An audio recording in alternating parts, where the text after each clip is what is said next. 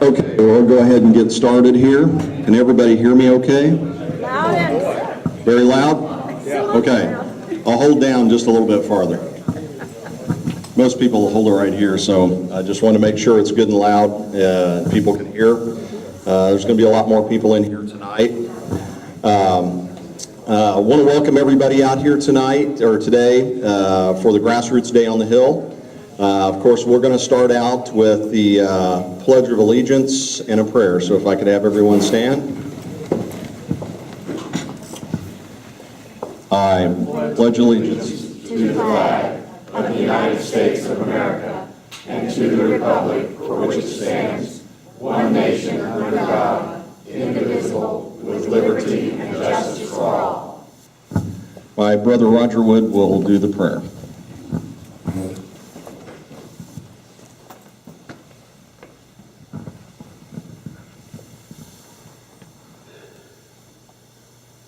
Hear our prayer, Lord. Please hold your anger against our nation for our wickedness. All of us confess we have sinned, and we need to pray for your help in staying on your path. As you have warned, do not go to the right or the left. Stay on the path to righteousness, and our nation is in wicked ways, Lord, and we understand your anger. Please help us to bring our nation back for our kids and our grandkids and be pleasing in your sight.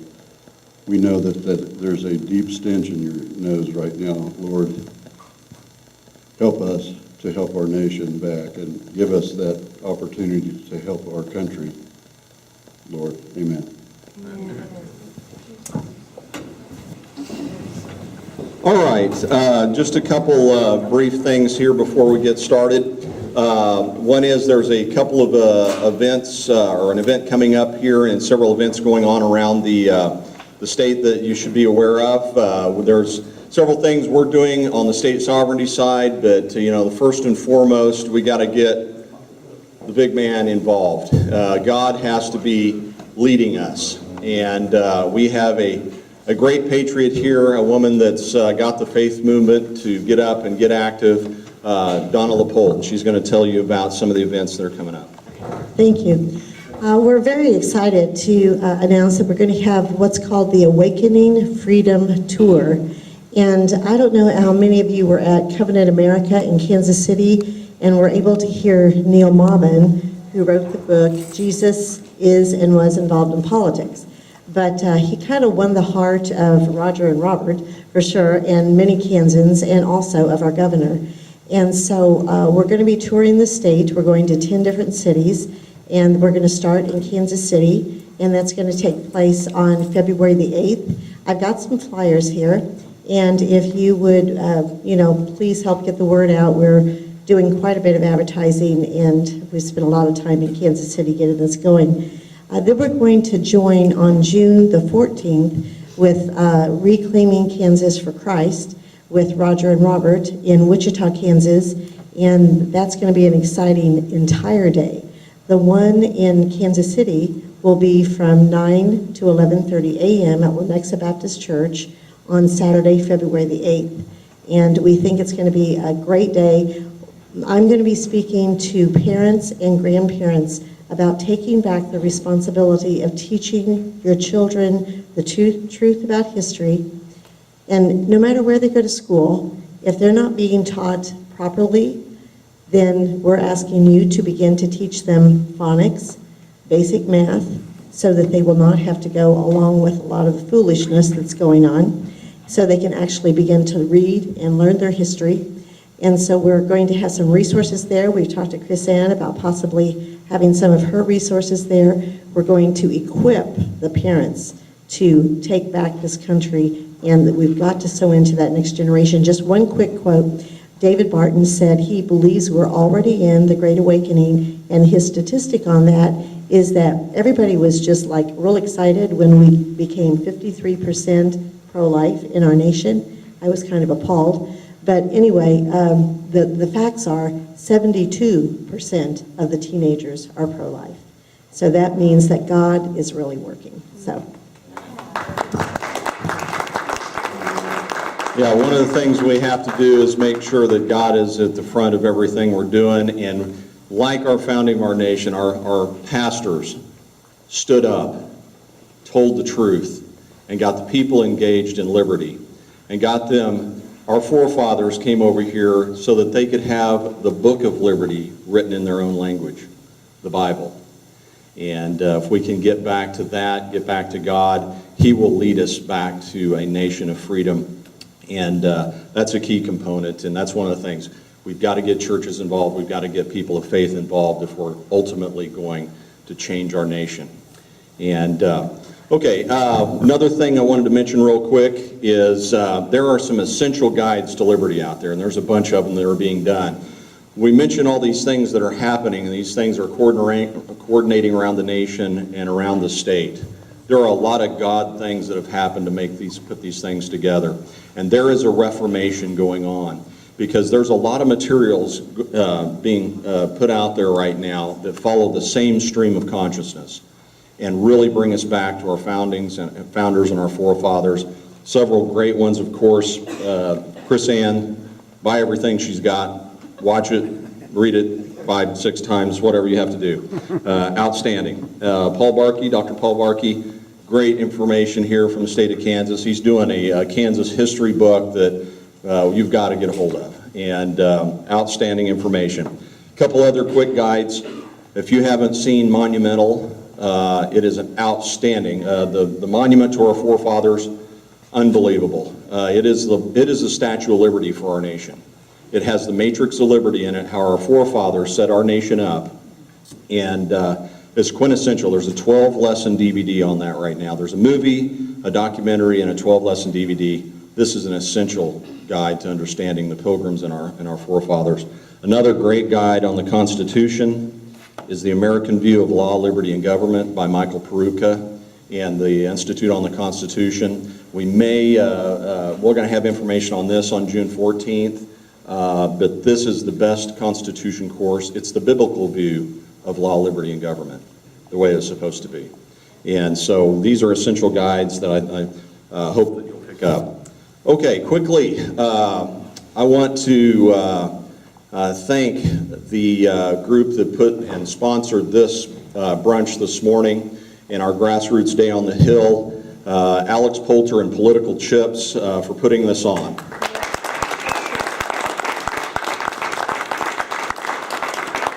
I guess imitation is the best form of flattery, because we started setting some stuff up. We set the 10th Amendment dinner up on the 15th. And within a week and a half, 2 weeks, the governor announced his State of the State on the 15th. So we had to move our 10th Amendment dinner. And so we thought, well, we're going to do an after the State of the State party here after it. Well, the young Republicans decided they were going to do that. I think after, maybe seeing some things we posted out there or whatever. Then that kind of went on to, we're going to do a Grassroots Day on the Hill during the day. And so they did a day at the Capitol yesterday. And so, it's flattering that they're following along what we're doing and getting active, but we're getting active too. But I want to thank Political Chips.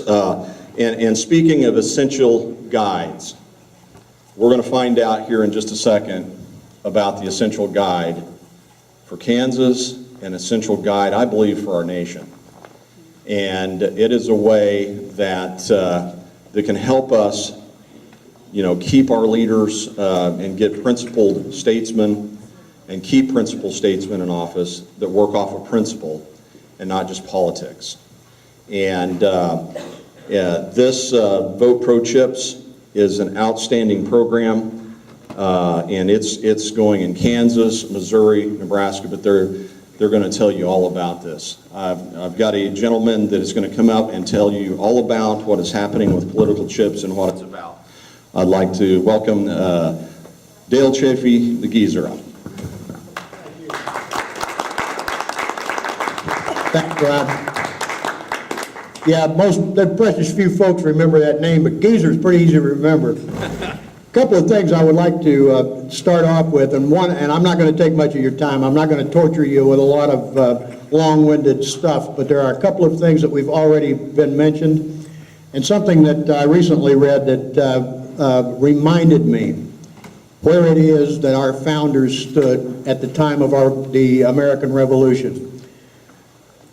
It is the duty of all nations. Wow, I don't know what I'm doing wrong, but see. Okay. You know what? I expect everybody can hear me. My voice tends to carry fairly well anyway. But what I wanted to read to you, it is the duty of all nations to acknowledge the providence of Almighty God, to obey His will, to be grateful for His benefits, and humbly to implore His protection and favors. The propitious smiles of heaven can never be expected on a nation that disregards the eternal rules of order and right which heaven itself has ordained. The hand of providence has been so conspicuous in all this, and he's referring to the revolution, that he must be worse than an infidel that lacks faith, and more than wicked that has not gratitude enough to acknowledge his obligations. The foundations of our national policy will be laid in pure and immutable principles of private morality. Where is the security for property, for reputation, for life, if the sense of religious obligation deserts the oaths?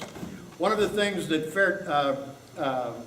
Political Chips has embraced from day one is the notion that Christian principles, moral principles, biblical principles are essential to our overall success as a nation. There's a place in the scriptures where it says, the destiny of nations is in the hand of the living God. Another place, I don't have a whole lot of inclination to tell any of you folks what it is you need to do, but I can tell you this much. There's a place over there in Hebrews 10:16 where it says, this is the covenant I shall make with them after those days, saith the Lord. I will write my laws upon their heart, and my laws will I place in their minds. That means you got all the instructions you need. The main thing, the question is, are you going to follow them or are you going to resist them?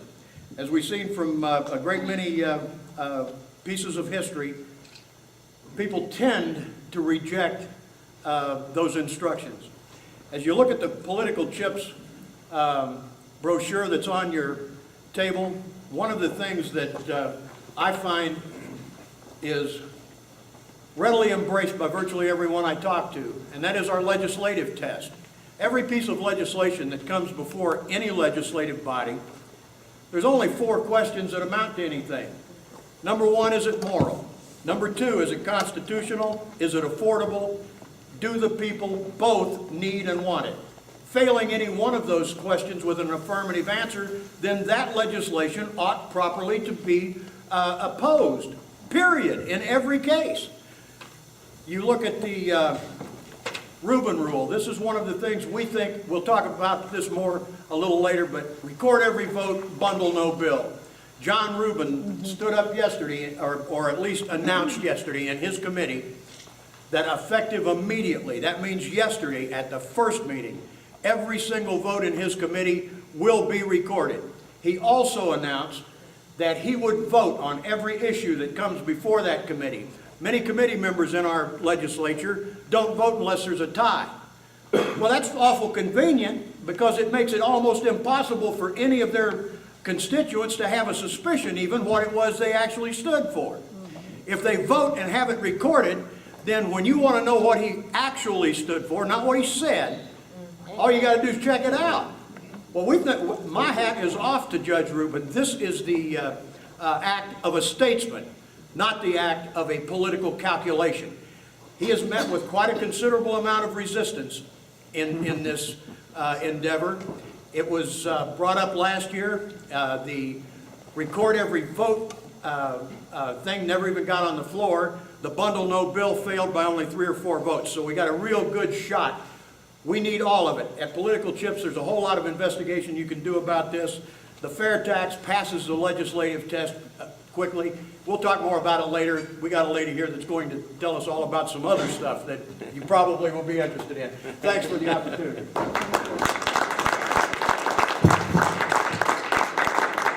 Yeah, it's important that we have our systems together in our legislature to, have a transparent government. So our constituents, our people out there, I mean, we simply went out in the last election and we put out what we knew of how votes were placed that constituents didn't know about. And we had a lot of senators that weren't living up to the things they were saying back home. And once the people found out about that, they were voted out. 9 senators in the state of Kansas that we voted out that were rhinos. And so that's due to a lot of work from our patriot groups hitting doors and putting literature out and everybody getting involved in that. But we've got to have principled statesmen that say what they mean and do what they say. What he was saying about Judge Rubin, I loved it. Talk about walking the walk. I'm going to do it in my committee, and it'll work. And everyone has to post up. If they believe in something, put your vote down and let people know you're proud of your vote. And that's all we're asking people to do, because it's a system that needs to be in place. Okay, we're starting the part here with the brunch with Chris Ann. The day is we're going to have this part. Then we're going to have a grassroots strategy session after that, talk more about the political chips and more about the specifics on some of the legislation. And then we're going to head over for a Capitol tour and go over and talk to some of our legislators and different people over there about what our priorities are for the session. We've already been over a good part of the week and look forward to going over again. Okay, I'd like to start out with, we're honored to have one of the head persons of Nationwide Overpasses for America, James Neighbors, and he wants to say just a few words.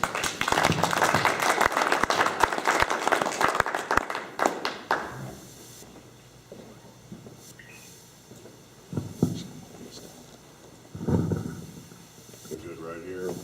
Here we go.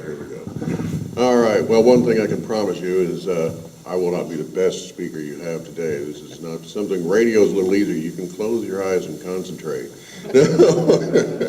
When you're up in front of a crowd, it's a little bit of a different game.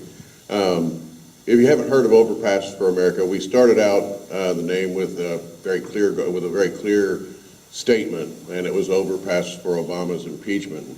The longer we went along, we realized that while he may be the poster child of the problem, he's not the only problem. He isn't the only problem. He has an army of collaborators up in Washington, D.C. that have assisted him in this agenda that he has that, quite frankly, is destroying the country.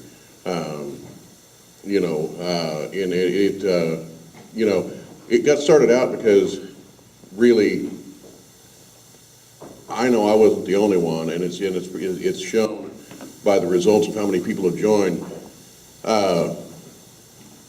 We've been made to feel marginalized and minimized by the federal government, that we don't have a voice, and there are just millions of people out there that feel like even their votes don't matter. And you can look at the voter fraud that occurred in the 2012 elections, and it just reinforces that to people. And you can watch the news, and you don't really get the news anymore. You get fluff pieces that have nothing to do with anything that goes on. And I was getting extraordinarily angry, and I know I wasn't the only one, and so I had to do something. I had to do something to help myself and to give people a way to be able to speak out, and where they would be heard, where they would be felt, where they would be empowered. And on June 13th of last year, I opened up a Facebook page, really kind of afraid that I was going to be the only one out there, and that I would be labeled for the rest of my life as this one lone crazy guy. I mean, I've always voted, and I've always had my opinions, but I was like, we have to take a leap of faith, and it really was a leap of faith, you know, and it was based on faith, and because I knew here that I wasn't alone, you know, here I was really feeling like I was, hello, what did we do there? You know, I was worried that I was the only one out there, but just within hours, I mean, hundreds of people showed up, and then they went and got their friends, and so on, and we've got over 70,000 people across the country, I mean, literally coast to coast, that have gotten together and realized that, you know, they want a voice, they want to be able to say something, and they know that the mainstream media is not giving them that voice, and most of the country is asleep at the wheel, and that's what got us to where we're at now, is because people were no longer active in what was affecting themselves and their children. I mean, look at our federal deficit. And sadly, what they tell us, what is $18 trillion, is only about 10% of what our actual national public debt is. And we've mortgaged our children's future for our own sake, out of selfishness. And it really is that, because we became complacent and we were ignorant. And you can't blame all of that on just, I've learned so many things in the course of doing this that I had no idea about. And it's shocking to most people when they find out the depth of corruption that has infected our federal government and our state governments even. It's almost like a sickness has gone over this nation. And until you make people aware of that, they don't know. And the news wasn't going to tell us, and so we decided to get out on an overpass where in rush hour traffic you can communicate, two people, one person can communicate to, 100,000 people in just a few hours. And what that does, and it's really, you'd have to try it. And I would recommend to everybody to try it, because you're afraid. I was terrified. I didn't know. I was like, I'm going to get up there and somebody's, we're going to get out there and people are going to egg us. They're going to throw cups at us, which that has happened. But it's kind of funny when it does happen. You actually feel good about it because you know that you're making even them think. You're even making them think, because their status quo has now been shook because there's people that are standing up against it. And that's really what we have to do. That's really what the whole point of it is to get people to go, oh, I didn't see that on the news. What's a Benghazi? What's an extortion 17? What's a Fast and Furious? Why would we want to impeach Obama? And, why are they telling me, wake up? And it's to make people question, to stop going along with the status quo, to just to get them involved, to get them to think, make them go home. Let's go, what is extortion 17? Google, extortion 17, 30 servicemen were killed. Wait a minute, I didn't hear about this. And it works, and it works. I mean, it's just, and like you were referring to earlier, the Great Awakening. Maybe we're just a symptom of that Great Awakening. I'd like to think we're a participant in helping that happen. And because, we are in the greatest country the history of the world has ever seen. Even as bad as we are right now, with everything that's going on, we enjoy the greatest prosperity that any nation has ever seen. But if we can't get, the other 317, there's 317 million people by the census legally here in the United States.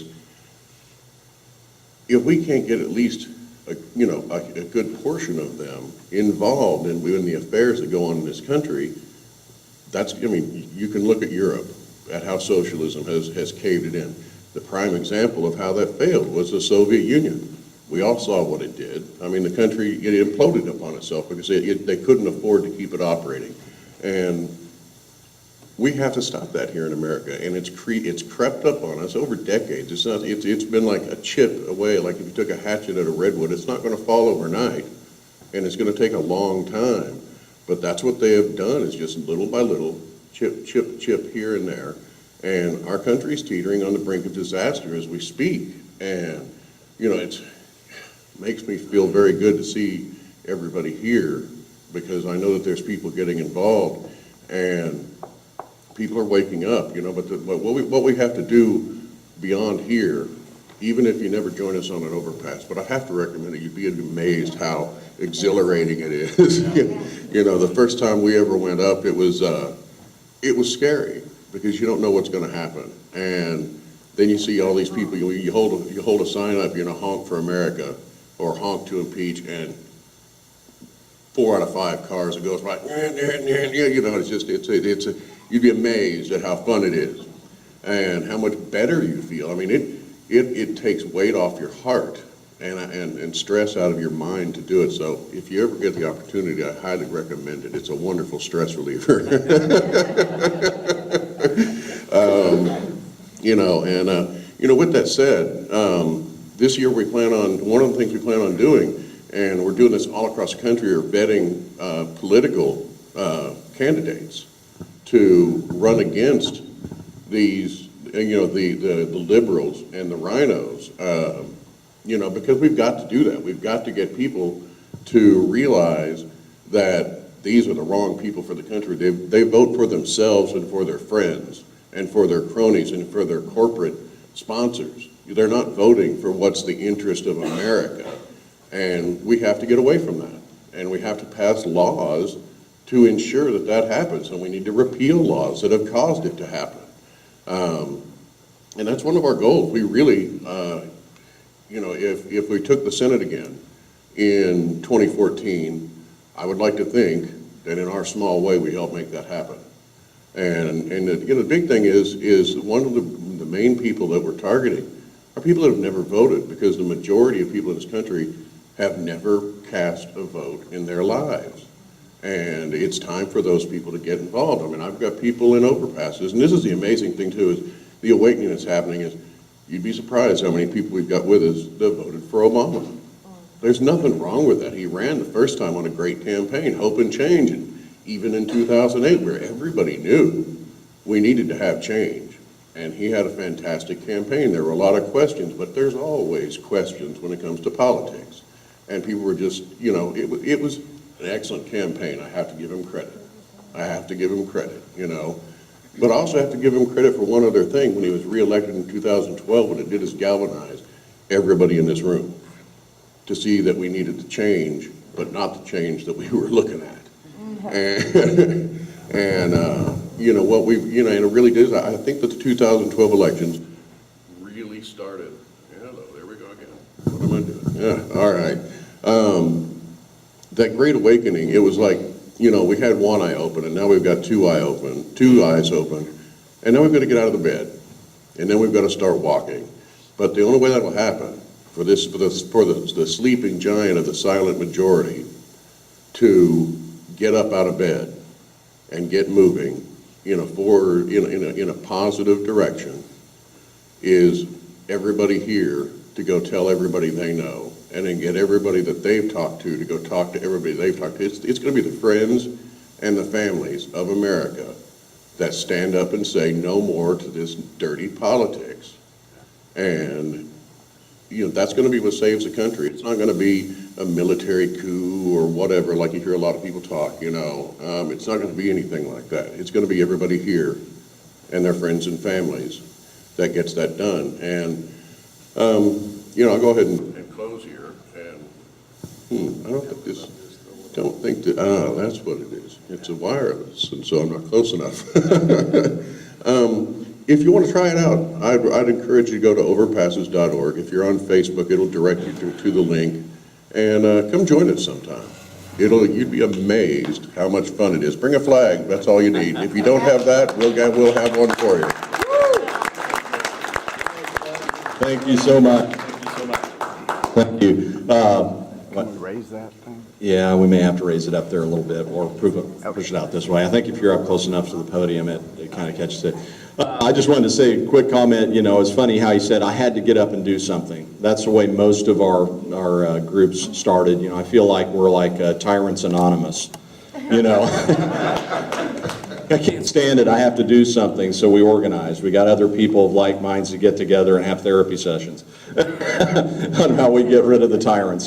And so, but anyway, thank you so much for what you're doing. I've been part of many protests, like at the IRS and so forth, and it's great to see people, you get that flash of information to them. That cry and information out from the mainstream media that controls everything. They get to see something different and it engages them. And it's important to find ways to do that. And so thank you for what you're doing. Okay, on with our next guest here and speaker. We are so proud to have this person. We got to talk with him last night quite a bit. But he has been involved, and he's a guy that shoots straight from the hip, and has got lots of great information. I'd like to, at this time, welcome Wild Bill for America.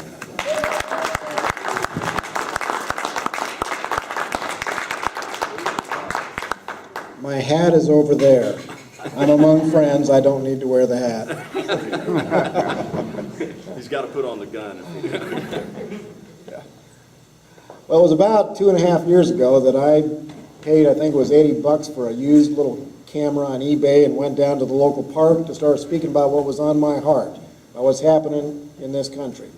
And apparently there was quite a hunger for that, because sometime this month my little videos are going to click over 10 million views. Wow. And I get letters from people in Norway, Israel, Australia, and England, of course, and England and Canada are asking for help in setting up Tea Party type groups in their countries. There's a lot of people watching what you are doing in this country. The entire world is riveted on what's happening in the USA, the battle between the enemies of freedom and American patriots. So, I spoke at a church in Jacksonville last 4th of July, and I start off by saying that Ronald Reagan once said that if we ever forget that we are a nation under God, we will be a nation gone under. And we are in danger of doing that. And I am firmly convinced that if we don't get the Christian churches to come out from behind closed doors and join the public battle, we may well be a nation gone under. And I was feeling for the last couple of years that I was about the only voice saying that. But since I have been here listening to you, I have been greatly encouraged. The faith that you are showing is exactly the tool we need to restore honor to the United States. Now, we also have a unique opportunity to destroy the biggest liberal lie about patriotic Americans. What is that lie? What is the number one attack that we have been facing from day one? What do they call us? Racist. Racist. Well, I am tickled pink that Pastor James David Manning has asked me to be one of his speakers this 4th of July in Gettysburg. Wow. Now, if you know James David Manning, he's a black preacher in Harlem, and this guy is one of Obama's worst nightmares. He really hammers it. And he is bringing 10,000 black American patriots to Gettysburg for the 4th of July to stand on that sacred ground and sing God Bless America. And I want to bring thousands of Tea Party patriots to stand shoulder to shoulder with them and sing God Bless America.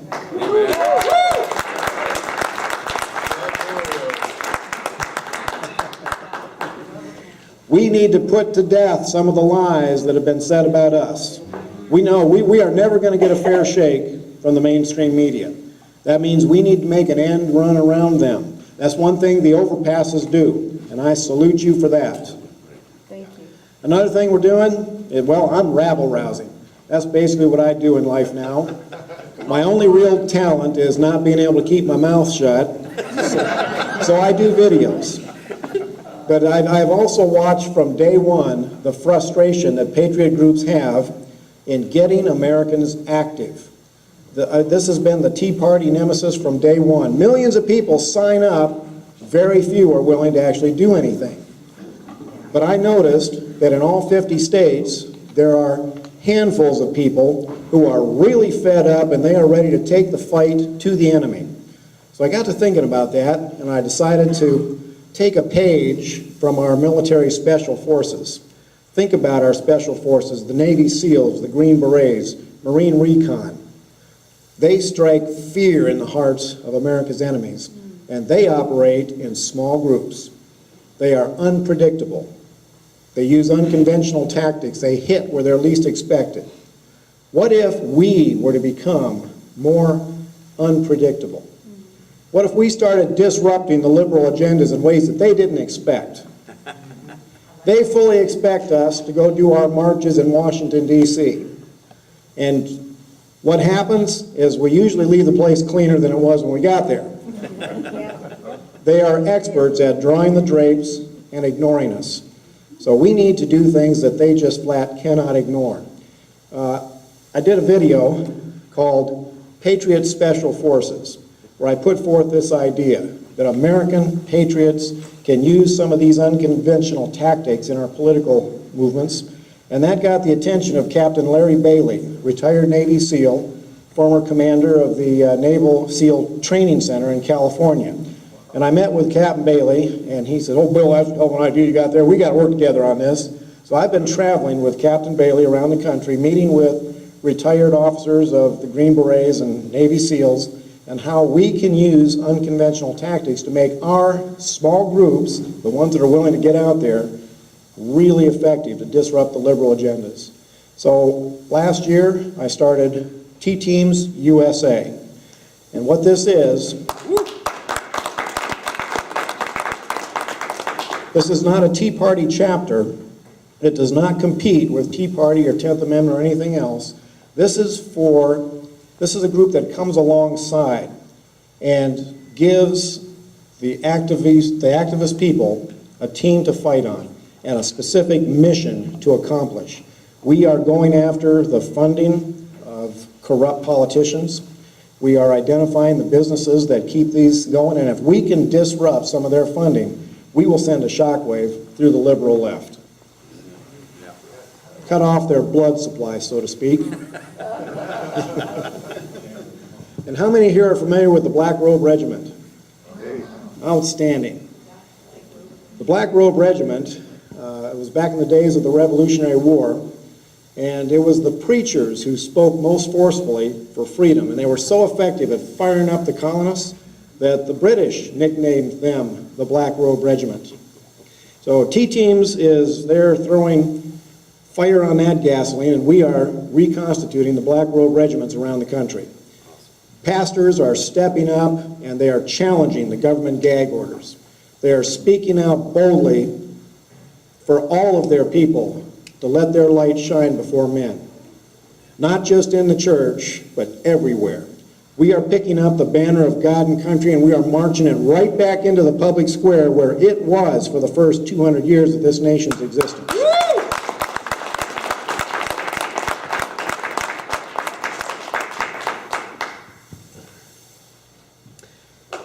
Defeating the liberal image that they have painted of us. Here's a Wild Bill bullet of truth for you guys. If we do not control our image, the media will control it for us, and it will be ugly. We've already seen this. One of the things that T-Teams is doing is we're having our people work as public relations specialists, and I am encouraging Tea Party groups all over the country to host an annual bash at the city park or wherever, where the entire town is invited to enjoy good food, good music, dancing in the streets, and to hear inspirational speakers. This is how the public can meet us face to face and find out that we are not the ogres we have been painted as in the media.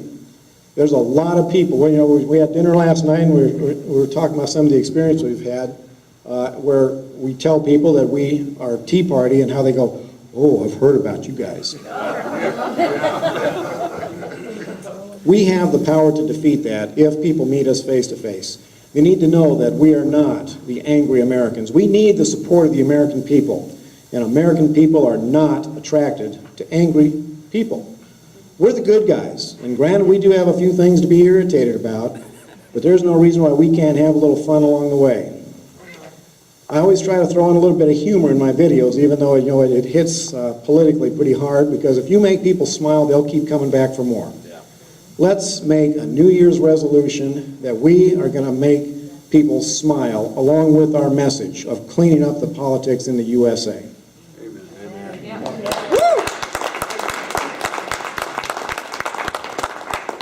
So I started T-Teams USA, started up a website and a Facebook page, and on the first day we had 2,600 people sign up for it.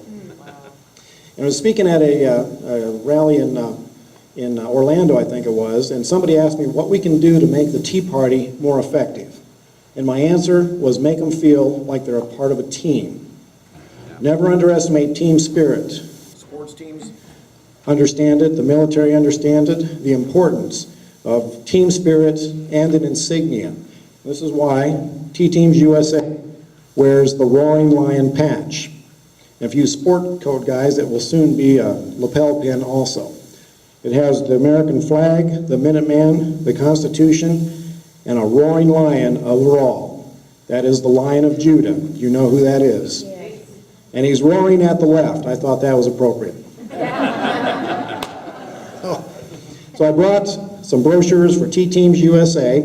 I would love to have them work hand in hand with the 10th Amendment Center, because the 10th Amendment is the leash that's going to get control of that federal monster in ways that nobody else can. Jack Sossaman is one of our T-Teams leaders for Kansas, and he will be our contact man. And I want you to feel free to call me, email me, whatever I can do to get the message out, to wake up America. And our Special Forces teams are now in all 50 states, and there's a lot of miles between them. We're just now getting them cohesive. We're setting up our management team, and we're there for you. We want to work together to get control. And you have encouraged me so much with your open faith, and that you are not timid about bringing your faith into the public square. And here's another wild bill bullet of truth. Because God said so is a perfectly legitimate political argument.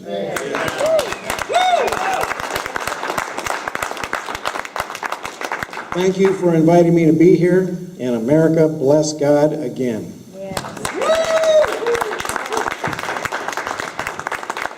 Outstanding, outstanding.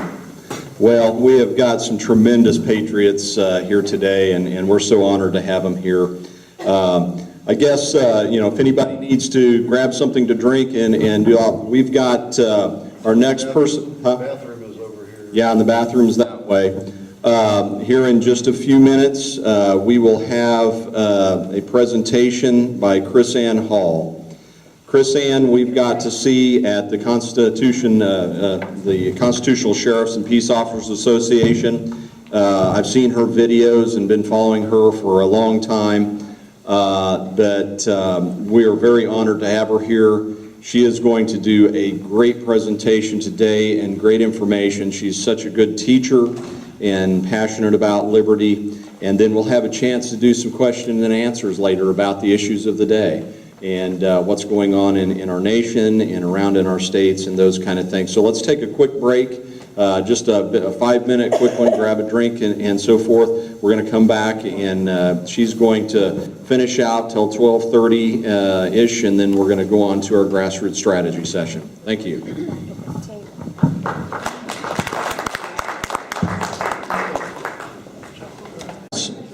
Our next speaker, Chris Ann Hall. She will tell you about her past and how she got involved in this thing. No, she don't. She is a great person. I'm going to let her take it away, and I wanted her to come give a course on state sovereignty and some great information. She is a great historian and teacher and constitutional attorney, and I think you'll truly enjoy what she's got to say today. Ladies and gentlemen, Chris Ann Hall. Thank you. I am not going to talk about myself. I didn't come here to talk about me. I will tell you that hanging out with people like you puts me in a lot of trouble. Yeah, I'm serious. I have people that hate me. Politicians put me on their do not reply list. You know, I just, maybe I'm too angry, Bill. I just can't control it. You know, I started off being that angry mom. And I'm angry. I'm angry at the chains and bonds that our government is placing on our children. Yeah. I'm angry because it's about time that we stood up and said something about it. Yeah. And asserted our sovereignty as people through the sovereignty of our states. It is sometimes to me, and I am a passionate person, so sometimes people interpret my passion as anger. And I'm not picking on Bill, because I love Bill. Bill made a very nice video about me, actually. I was so honored. It was so awesome. I don't even know how to respond to that. But I get so passionate about what we're doing because I know what the framers said. I know the history that built this country. I know that the Constitution was not invented in 1776. I know that it was not written in 1787. It took 700 years to write our Constitution. 5 foundational documents that had to be written over 700 years before Thomas Jefferson could even plagiarize to get the Declaration of Independence, because that's what he did. He didn't write it, he plagiarized it. And so I get really, really upset when I see people make excuses for politicians based on their party affiliation. Washington warned us that party affiliations would be the destruction of our republic. I mean, when is it been a tradition in America to not be able to speak about the truth? I get disappointed, and that sparks my passion. I don't like picking on people, but I'm an attorney, so I like to bring the evidence forth. And I'm a firm believer that I don't have to call people names because they classify themselves. I was very disappointed the other day to see that Mike Huckabee put on his Facebook page that we have to stop using the word rhino. I mean, really, what else am I going to use? I mean, we can call them traitors. We can call them immoral. We can call them dishonest and deceitful. But that's even more unpleasant than rhino, isn't it? But it's no less the truth. You see, Thomas Paine says that men who are enemies do not become friends just because we change their name. And we can call them whatever we want. But the bottom line is this: if they looked us in the face and told us that they would represent us, and then went up there and voted to increase the budget twice now, we got a budget deal that gave us $8 trillion more in debt when you go through the math that they hid. And just yesterday, they just added $1.1 trillion to that. And in the course of all that, robbing our veterans of their pensions, passing a law that allows the VA to dig our veterans up out of the graves just based on accusations, no due process. And then, in this $1.1 trillion, didn't fix any of that. My question to my representative was, how is it that you can, in conscience, remove the pensions from our representatives and maintain your own? Why aren't we cutting the pensions of the House and the Senate? Amen.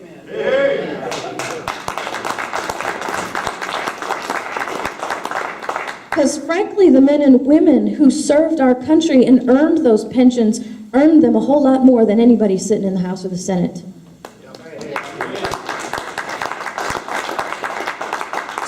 makes me speak very plainly, and apparently speaking very plainly, openly, and honestly makes you an enemy. But you know what? My husband has a saying that we've raised our children with. You are who you roll with. Meaning you are who your friends are. But I think there's another truth to be said there. You not only know somebody by their friends, but you can also very clearly identify them by their enemies. And so if you're going to call yourself an enemy to me as I champion the Constitution and the liberty and the foundation of this country, once again, you've classified yourself. So what I want to do here today is give you the Reader's Digest abridged version. Now, I'm going to blame this on whoever let this break go from 5 minutes to 15 minutes, okay? Because I have a presentation to give and we're going to do this, all right? So what I want, you guys are going to go over to your Capitol and talk to some people. I want to arm you with some real truth about state sovereignty. Now this is an educational session. You want a rip-roaring motivation, go out and grab the pitchforks presentation, come tonight. That's tonight. Okay, so this is a break out your pen and paper, start taking notes kind of presentation. Okay, some of you, she's like, I'm already there. All right. So first, we have to get back to some basics. And the basics are that the federal government was created by the states. It did not create itself. The Constitution is a contract between the states, and since the states in 1787 were free and independent sovereign governments, legally speaking, it's called a compact. So it's a contract between governments, which means it's a compact. But legally speaking, there's no difference. They're both legally binding in the same ways. The Constitution was created by the states, and the Constitution then created the federal government, which means, ergo, the federal government is a creation of the states. We created the federal government to be an agent for the states, basically a diplomat for foreign affairs. You see, the federal government was never, ever, ever supposed to be meddling with state affairs. We didn't need a federal government to meddle with state affairs. We needed a federal government to be a unifying voice for the whole states in foreign affairs. So that way, when we made any treaty agreements with France or Spain, it could be done just once, with one currency and one treaty. Because without the federal government, without being a union, then any foreign government that made a treaty with us would have had to have done it 50 times, 50 different standards, and possibly even 50 different currencies. So we created this federal government to be an agent for the states. So reviewing very quickly, the purpose of the Constitution is not to establish negative rights for the government. I'm an attorney. I'm going to tell you what. Attorneys are wordsmiths. I have no idea what a negative right is.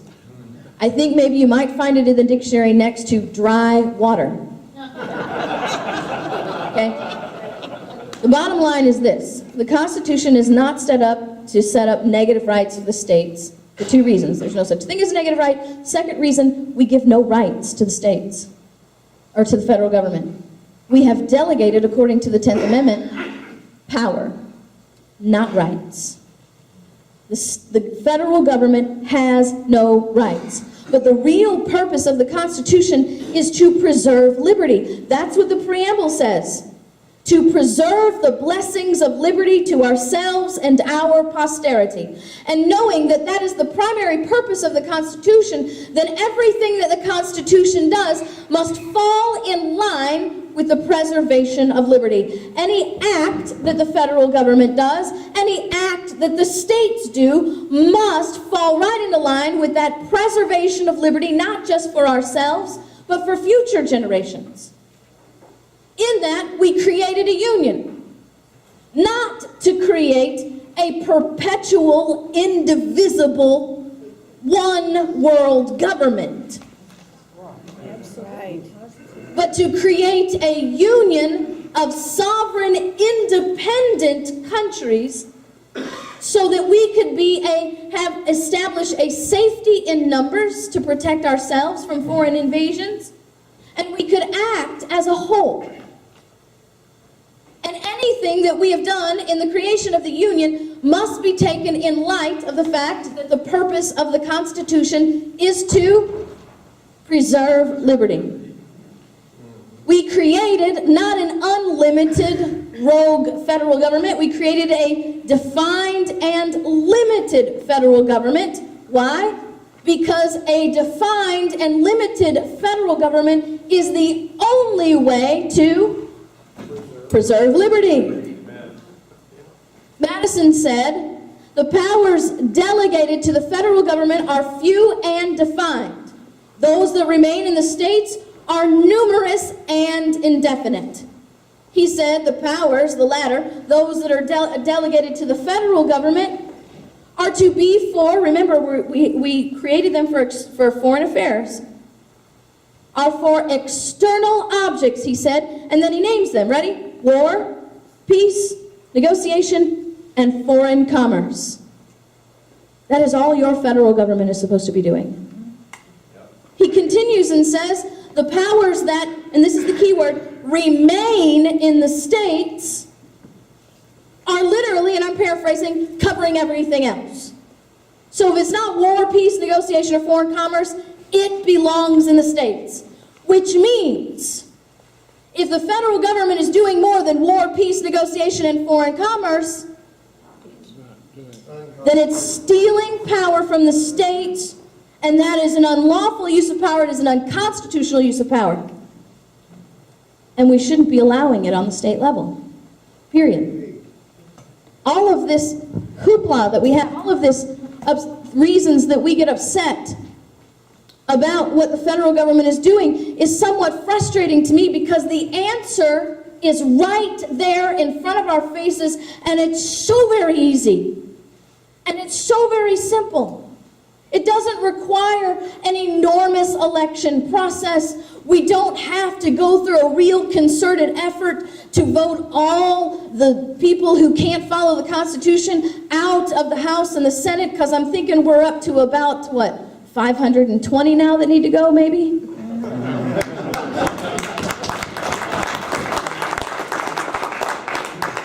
I mean, that's part of the long-term process, of course, and it's things that we should be doing as a diligent and vigilant citizen government.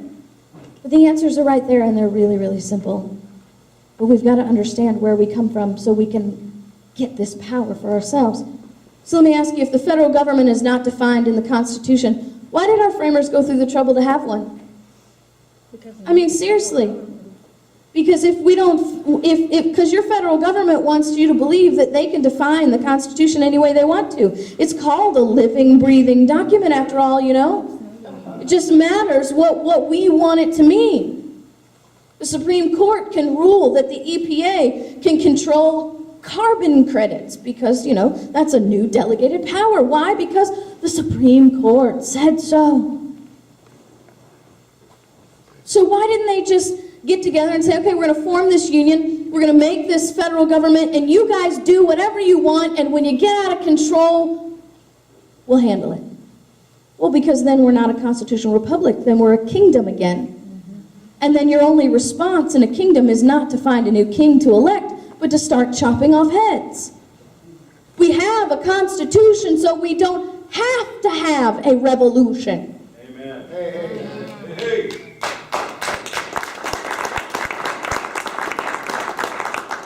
And if the Constitution does not limit the federal government's power, and they are the masters of their own power, then there is no limitation to the federal government. Jefferson said that when we have a federal government who limits itself, what we will do is surrender the form of government we have chosen, living under one, deriving its power from its own will. A federal government that is not limited by the people, and a federal government whose only limitation of power is its own will, is a totalitarian kingdom and not a constitutional republic.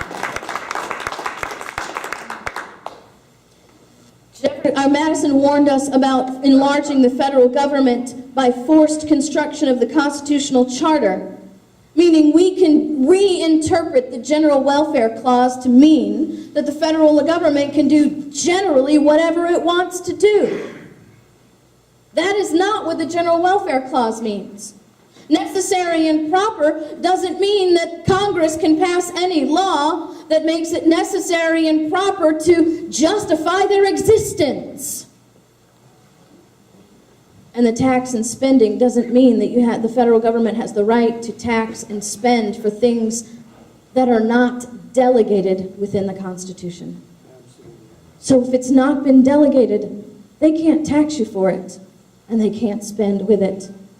And if we do that, what we do then, Madison says, if we allow this to happen, we not only destroy the meaning of their enumerations, but we transform our present Republican system into a monarchy. So this is what we need to do. We need to find our answers from the Constitution and from the creators of our Constitution. Jefferson said that whenever the general government assumes undelegated powers, its acts are unauthoritative, void, and of no force. Okay. Now let's think about this, because I'm an attorney. Let's think about this legally and rationally. Madison said the powers delegated to the federal government, war, peace, negotiation, foreign commerce, external affairs, everything else belongs to the state. Which means if the federal government is doing more than war, peace, negotiation, foreign affairs, it is stealing power from the states. Is that not right? Yep. So let me ask you something. If I stole your car, would I have the legal authority to sell it?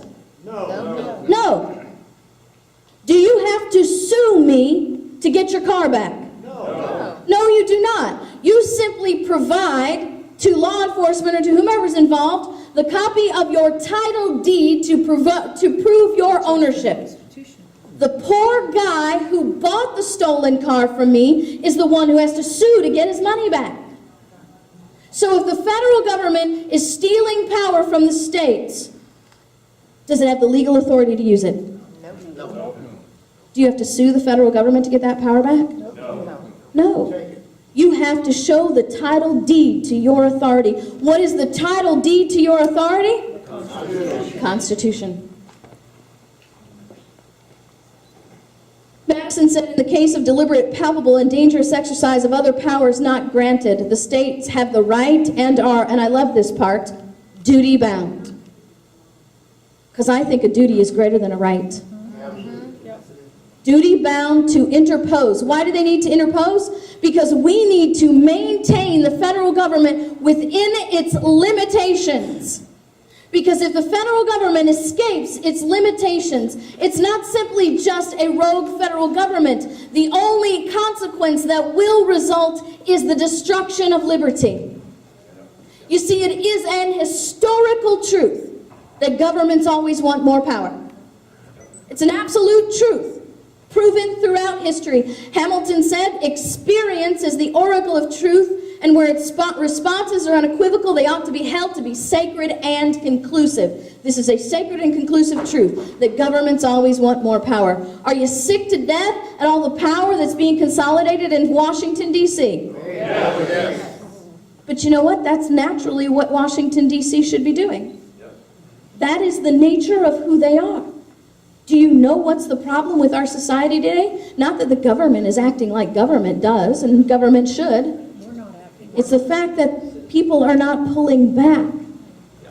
See, it's been a constant struggle throughout history. Governments want more power, people retaining their liberty, and it's this tug of war, this ebb and flow. But we are not pulling back, which is indicating why we have so much power being consolidated in the federal government.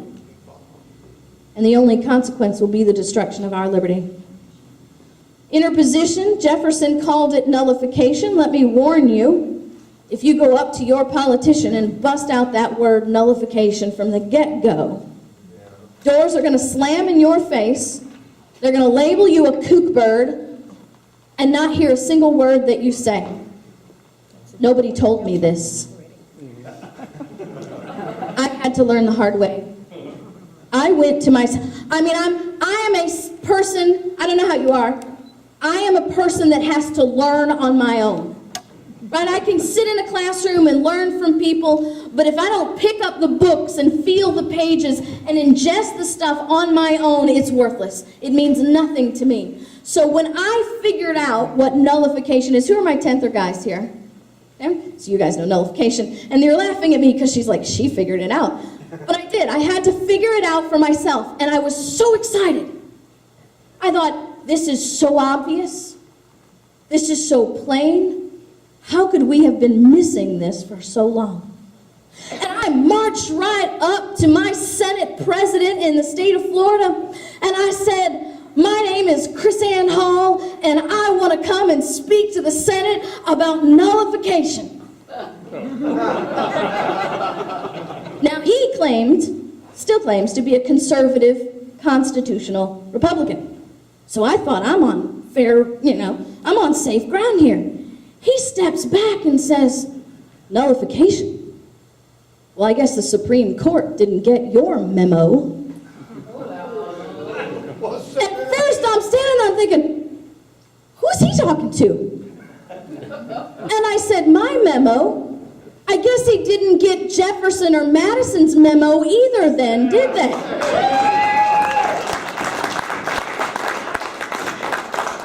Well, he steps right back up and says, oh, Madison.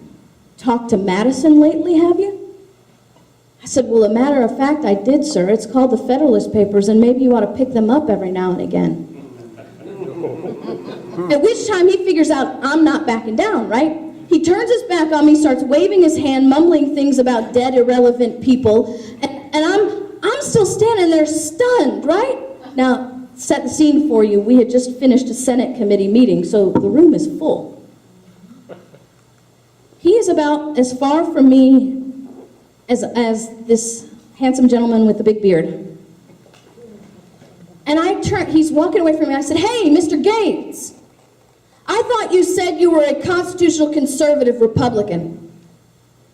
He spins on his heels and points his finger at me and he says, I took an oath to support and defend the Constitution of the United States. And I looked at him and I said, well, it's about time you learned something about that document, don't you think? At which point, he is now staring at me and realizing something that I don't know. There's a whole crowd of people behind me watching what's going on, and some of them are reporters. His whole countenance changes. Oh, Miss Hall, I'd be happy to hear anything you have to say. Just send me an email. As he's walking out the door, I sent him an email. I created a primer for this. He sent me back an email and said that he believed that anyone who believes in nullification ought to be shot or hanged. Seriously, the email said, I stand with Andrew Jackson, and I believe that all nullifiers should be shot or hanged. So, I'm just warning you. Unless you want to be shot or hanged, don't talk about nullification first. Talk about the 10th Amendment and get them to agree with you that we live in a limited federal government and that the states are sovereign before you start throwing around that word. Nullification just simply means that the government is not our master, that we are the creators of the Constitution, and that the Constitution created the federal government. And the creation should never be superior to the creator.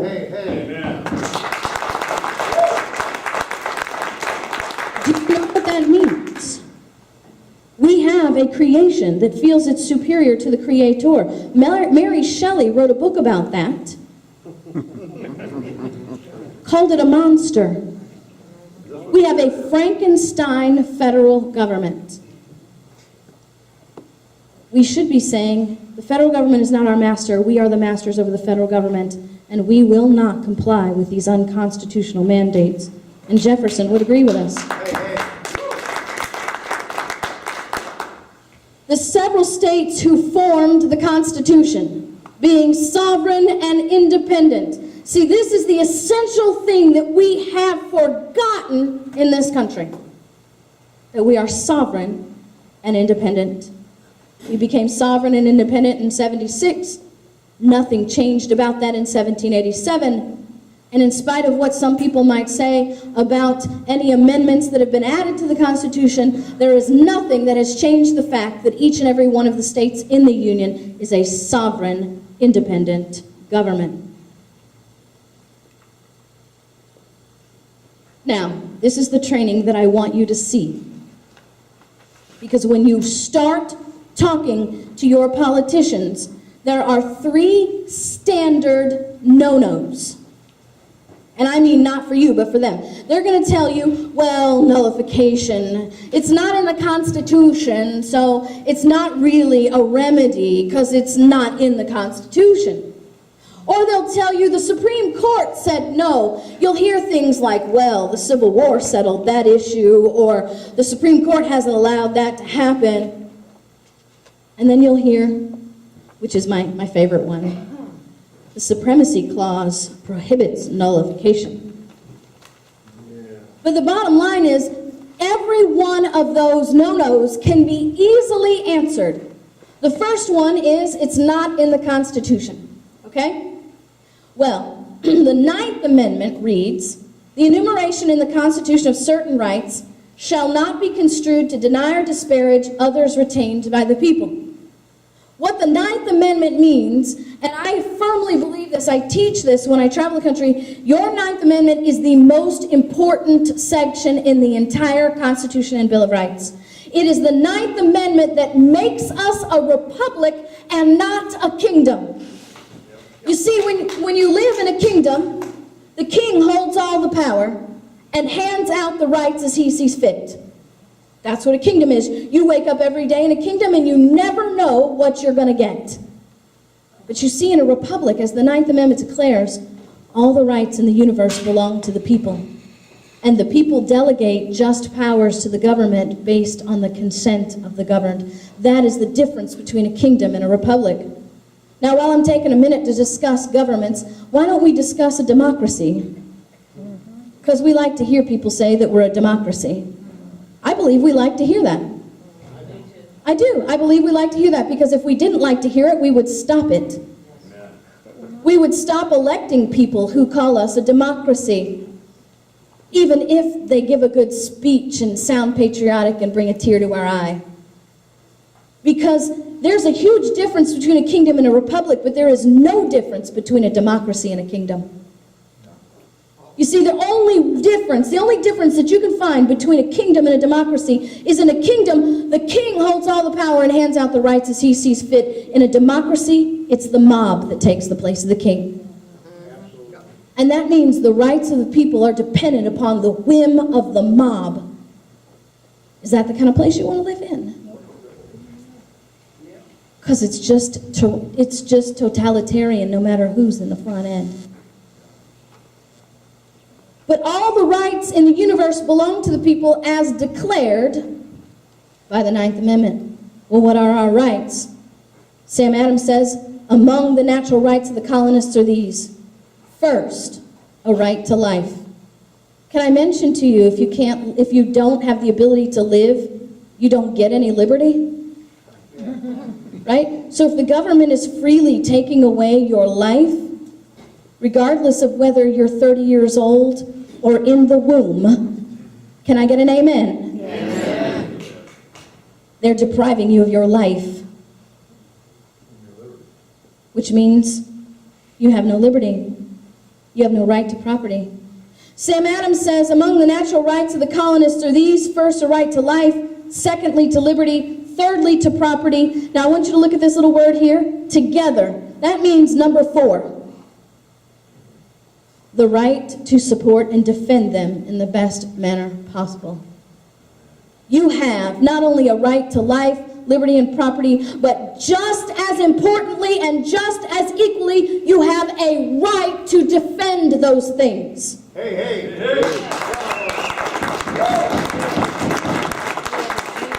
is why the Second Amendment says shall not be infringed. But that's a whole nother lecture. So if you have the right to defend your life, your liberty, and your property, then you have a right to nullify unconstitutional acts by the federal government, because the unconstitutional acts by the federal government take your life, take your liberty, and take your property.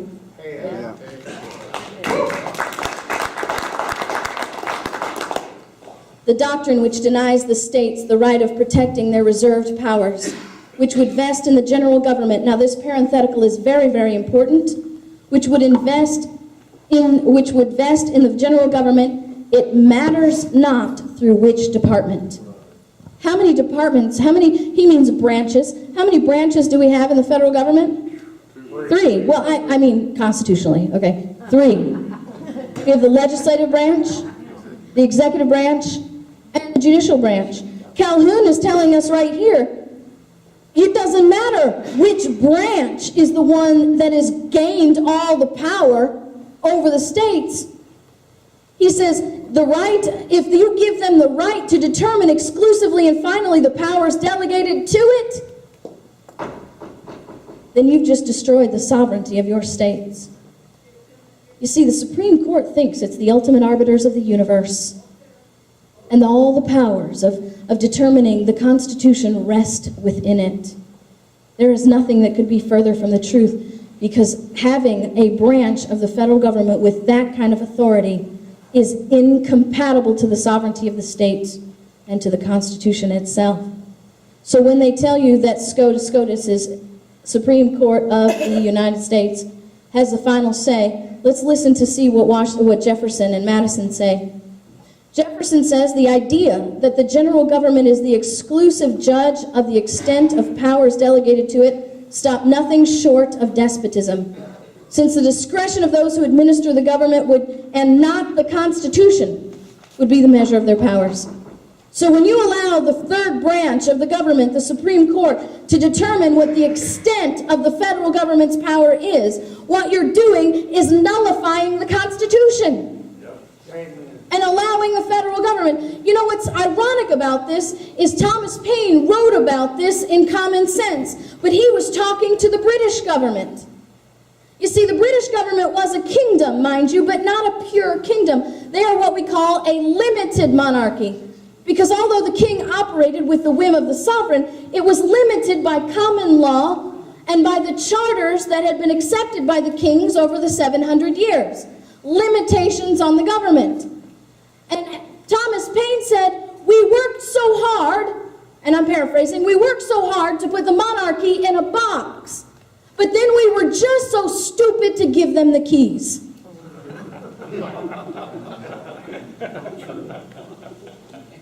I love this quote by Madison because he just calls out the judiciary exactly the way it needs to be said. If the decisions of the judiciary be raised above the authority of the sovereign parties to the Constitution, who are the sovereign parties to the Constitution? States. So if the decisions of the judiciary be raised above the authority of the states, dangerous powers not delegated may not only be usurped and executed by other departments, but the judicial department also may exercise or sanction. Oh, well, healthcare's obviously constitutional, right? Because the Supreme Court said so. Well, there you go, sanctioning dangerous powers beyond the grant of the Constitution. Now, true in founder form, both on federalist side and anti-federalist side, they love to tell us what the problems were and what would happen if we allowed them to happen. And Madison says, if we allow that to happen, the ultimate right of the parties, he says, the ultimate right of the parties to the Constitution to judge whether their compact has been dangerously violated must extend to the violations by one delegated authority as well as another, by the judiciary as well as by the executive or the legislature. So who are the sovereign parties to the Constitution? The states. Who are the sole judges of what is constitutional and what is not? The states. And the Supreme Court cannot tell us that the federal government has a power that the states do not agree to because they are the arbiters of the Constitution. We the people, represented by our states, in order to form a more perfect union. This is my favorite one. The Supremacy Clause says so. And I've seen all of these because on my website, you can see the little flyers on the table. This is all my information. I have a radio show, website, all kind of stuff going on. I have written open letters to politicians regarding nullification. Basically, these 3 things on why you shouldn't, disregard nullification. And so I've seen all their answers. And my favorite is, the Supremacy Clause declares that these acts, because they've been deemed by the Supreme Court to be constitutional, are now the supreme law of the land, according to the Supremacy Clause. But I love those because what that does, remember, I don't call people names, they classify themselves. What that tells me is the person who repeats that argument is illiterate. Because the Supremacy Clause is simply that simple. Now, Alexander Hamilton gives us in Federalist 78 a little clue on this. He says, no legislative act, therefore, contrary to the Constitution, can be valid. Now, I know we live in a society where we like to redefine the meaning of the word is. But the last time I checked, no legislative act, therefore, contrary to the Constitution, can be valid, is just about as plain and simple as you can get. But he says, to deny this would be to affirm that the deputy is greater than his principal, that the servant is above his master, and that the representatives of the people are superior to the people themselves. Isn't that what's happened to Congress and the Senate? Don't they treat us like subjects? You ever try to sit down and have a meeting with your senator or your representative and, we'll see if we can fit you in the schedule. When was the last time your boss came to you and said, I'd like to have a talk with you about the things that you're doing in this company and how this company is running? And when was the last time you looked at him and said, let me send you to my secretary and see if we can fit you in? How long would you keep your job with an attitude like that? 2 seconds. Why do we keep allowing these employees of ours to treat us like this? Why? Because we've allowed them to ignore the Constitution for so long, they now believe that the servants are superior to the masters.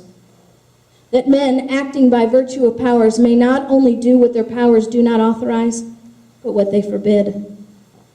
You see, that's the catch. Because men are never tyrannical by alarming and glaring iniquities. It always happens through slow degrees. Has the federal government constitutionally been delegated a power to deal with health care? No. So that is clearly a power that is not authorized to them, right? Well, Hamilton says the next step will be they'll be doing what they're forbidden to do. Well, what else is in Obamacare? Clear violations of the First Amendment.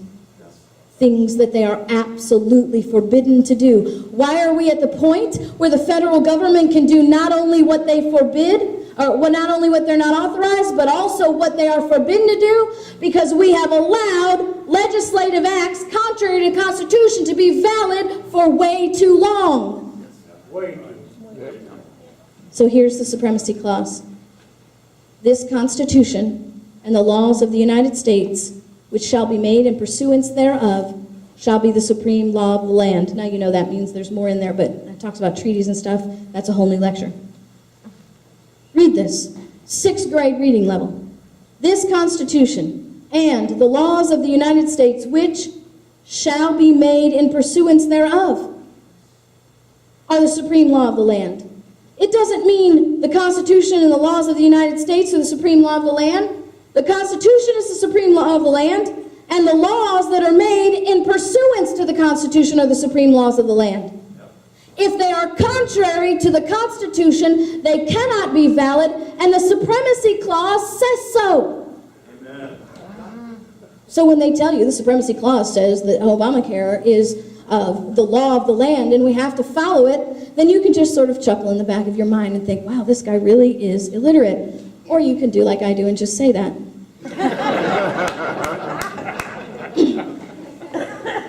So this is the easy part. What you need to do, you just need to impress upon your legislators, and I'm so happy I get to meet your Secretary of State today, because I have been walking around this country bragging on y'all. Really.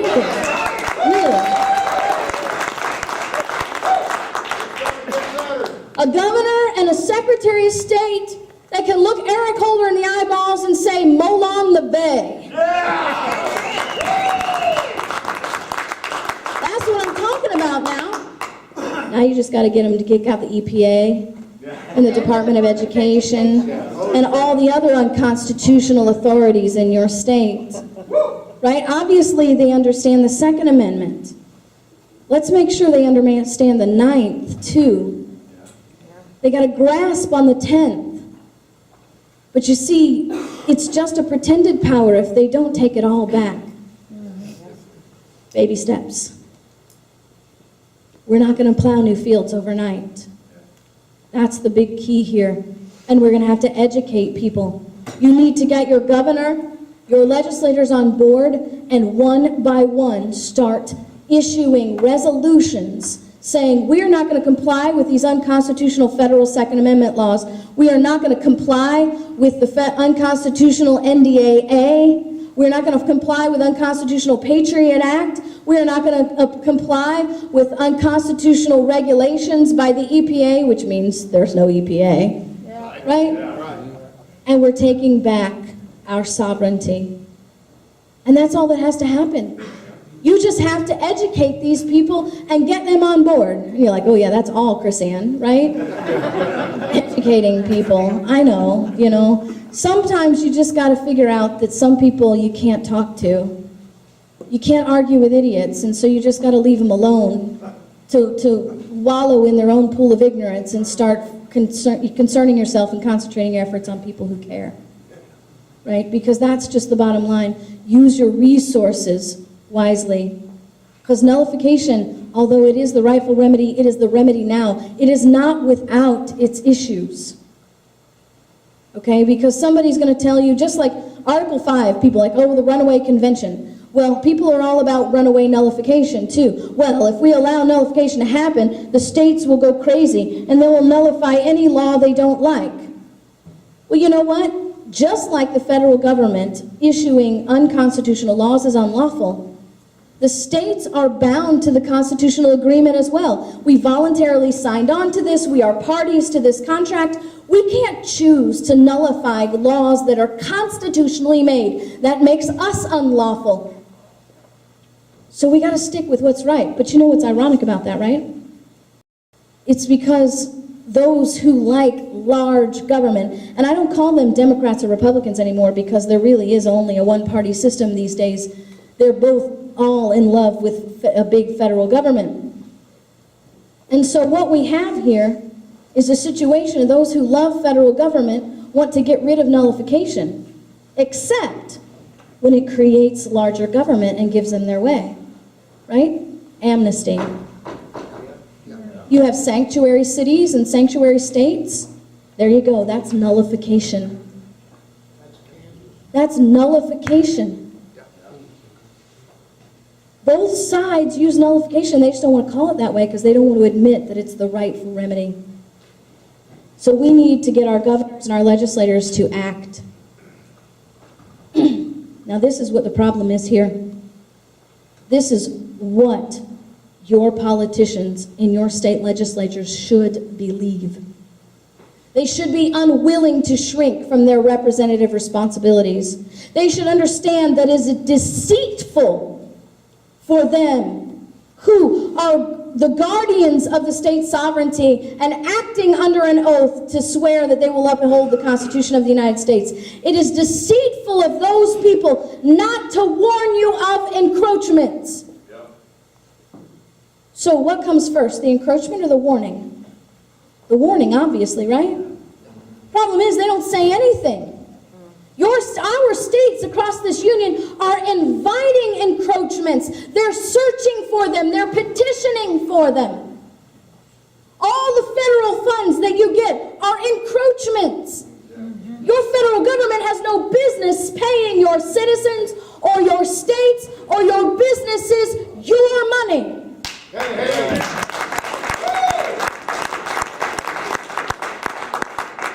And that is very clearly an encroachment. But we're addicted to it. Absolutely addicted to it. So this is what happens. Read this now with me. They're supposed to warn us of encroachments even though they may be clothed with the pretext of necessity or disguised by the arguments of expediency. You have to have national health care. We must have a universal health care system, because if we do not, it's necessary, we'll all die. Bad news is we all die. Worst news is, with this health care program, the government gets to decide who, when, and how.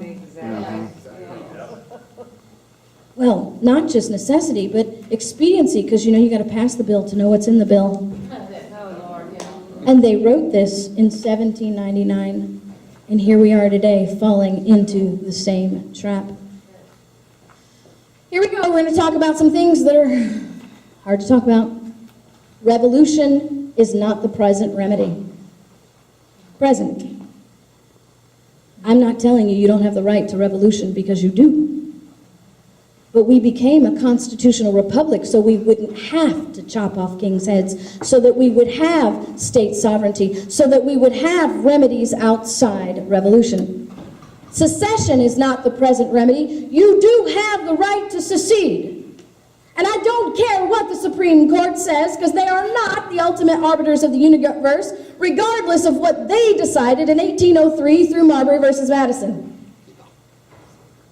Because you are a member of a contract that was voluntarily entered into. And when that contract for you becomes irrevocably broken, you are no longer bound by it. And since you never gave up your independent, sovereign nature, you simply withdraw from the contract and become independent and sovereign, alone. But failure to nullify will lead to revolution and the destruction of the Union. Nullification is the only way to maintain the Union and get control of the federal government all at one time. So we have got to act now, because acquiescence of the states under infractions of the federal contract would either beget a speedy consolidation, be that indissoluble blob that this administration wants us to be of non-sovereignties, by precipitating the state governments into impotency and contempt, which would prepare the way for revolution, by a repetition of these infractions until the people are aroused to appear in the majesty of their strength. See, that's what happened over centuries. People getting tired of tyrannical kings, rising in their majesty and saying liberty is the inherent possession of men, not the gifts of government. And we will no longer submit to tyrants, because we are now independent, sovereign, and free. But the power lies with us. And if we don't stand, can I tell you the final irony? If we don't stand, we don't suffer. We don't. We're never going to, you and I are way too old to really, really suffer the consequences of our own negligence. But Sam Adams said if we tamely suffer a lawless attack on liberty, we encourage it and we involve others in our doom. He said it's a serious consideration that ages and millions yet unborn will be the miserable sharers of our experience. My favorite founding mother, Mercy Otis Warren, said, We will stand against tyranny today, or our children will bow tomorrow. Because you see, you and I didn't really do anything to have the ability to sit in this room, assemble together, engage in free speech in which we complain about the government. That gift was purchased for us by men and women who came before us.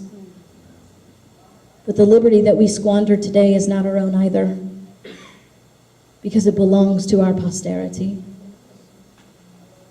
And we are going to be a generation of people who are going to give less liberty to our children than we inherited on our own. And we're going to force them to buy back a gift that was supposed to be purchased by us. And they won't do it at the ballot box. History proves, the oracle of truth shows, they will do it with their blood. Now, I travel around the country. I give lectures like this. I have a 5-hour workshop.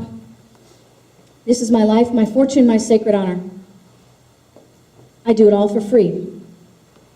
I don't charge a dime for anything that I do. I don't require compensation for travel or accommodations. When God called me to this, and I believe in my heart and my soul that God spoke to me just like you would, and called me to this message, my husband and I decided that we were going to step out by faith. My husband said, we're going to do it or we're going to die trying.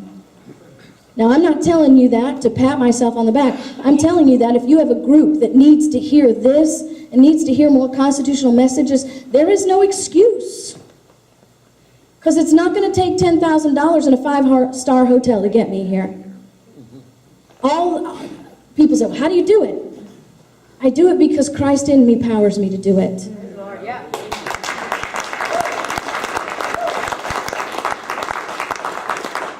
I do it because I love my child more than myself, and I love his liberty more than my life. And we do it with your help. We have people who generously donate, who support us like a missionary. I've said we're a missionary to the people of the United States in defense of the Constitution. But I also, like was mentioned before, I have books and stuff outside. As I travel around and teach, the more meetings that I have, the more I sell, and the more I'm able to continue. Last year, I taught 265 meetings in 22 states. 21 of those meetings were on campuses, high school and college campuses.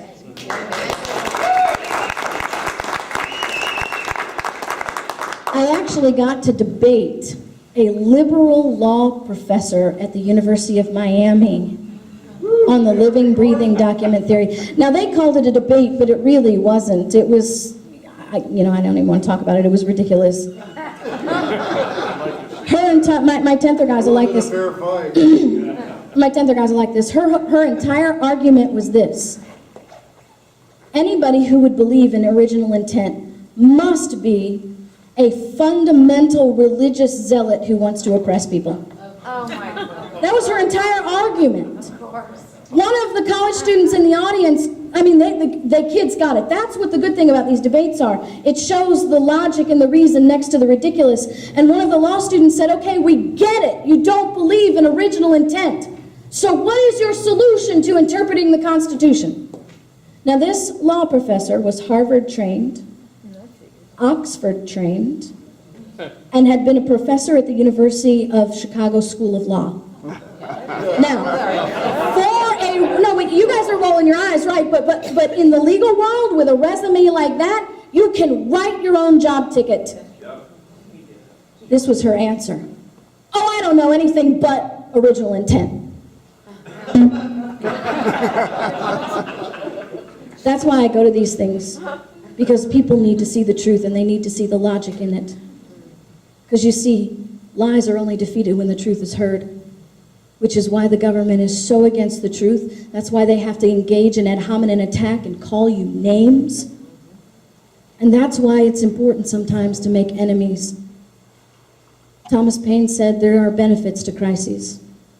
It points out the hypocrites. And if you're not speaking the truth and showing everybody who's a liar, then we're not doing what we're supposed to do. So finally, support us any way that you can. And I want to ask you to do one final thing for me. Please pray for us. We fight not flesh and blood. This is not a battle between Democrats and Republicans. This is not even a battle between liberty and tyranny. This is a battle between good and evil, and it's the same one that started in the garden. The evil one trying to get us to replace God with some other form of support and provision. And we've got to resist that, because that's our call. So I think I'm opening the floor to question and answers if we have time left. Yeah, we're running a little late. Okay. All right, 10 minutes. So that means, okay, here's the rules. Are you ready? I have the mic. Here's the rules. Rule number 1, I don't know everything about everything. Good news is, I'm not a politician, so I won't be afraid to tell you I don't know the answer to your question. Rule number 2, and this is the more important one, you have to ask a question. Because we have a very limited amount of time and people want to get their questions in, so please get your questions very, very quickly. Yes, I read somewhere where the Senate actually has the power to remove the whole Supreme Court. Is that correct?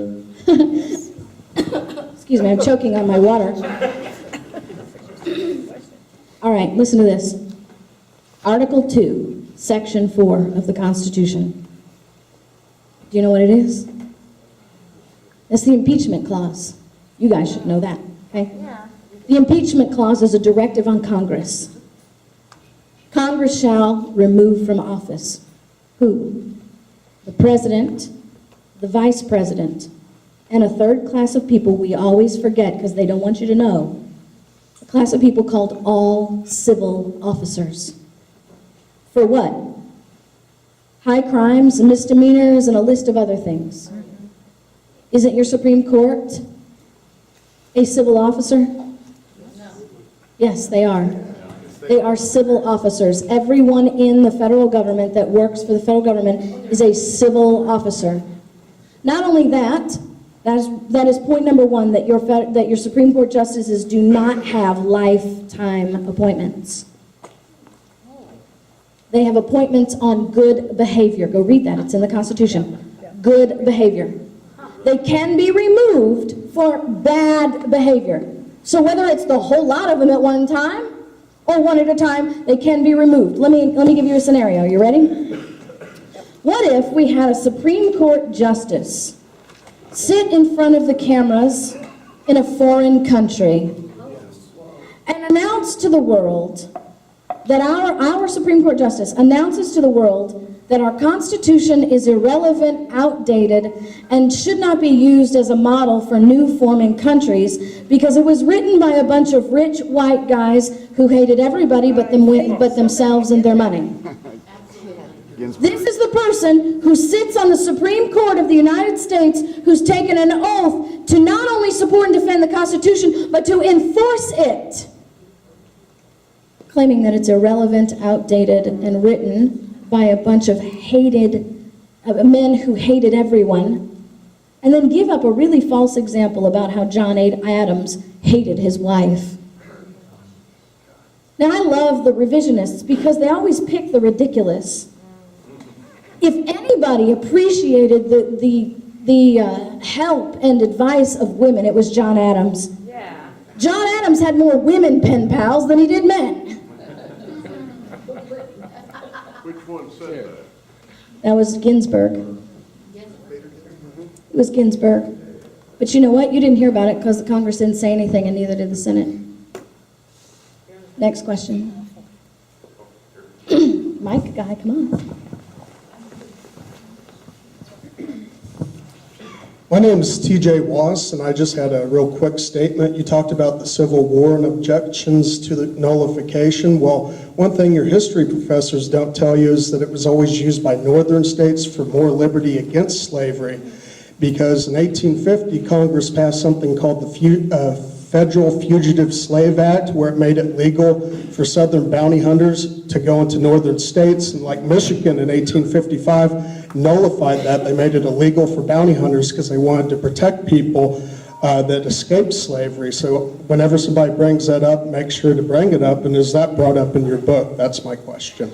I don't talk about sovereignty in the book.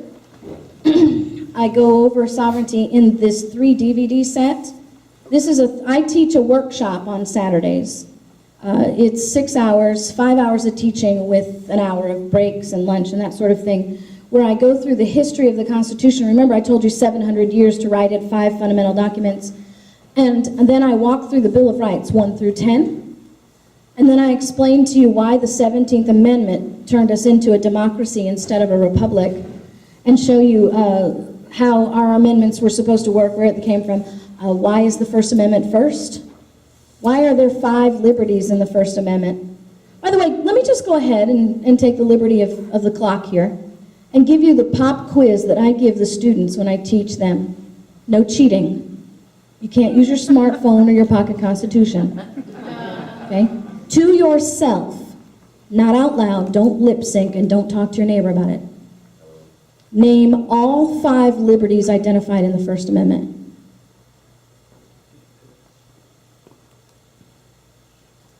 Because we had a Supreme Court justice, we have a Supreme Court justice in Florida, his name's Fred Lewis, who took a poll, found out that only 2% of the people asked could name all 5. So I want to ask you this question: if you could not name all 5, if you don't know what your liberties are, how do you know they're not already gone? So let me help you out.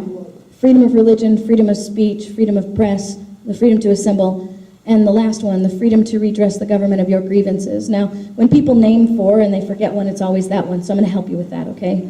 Freedom of religion, freedom of speech, freedom of press, freedom to assemble, and the freedom to complain.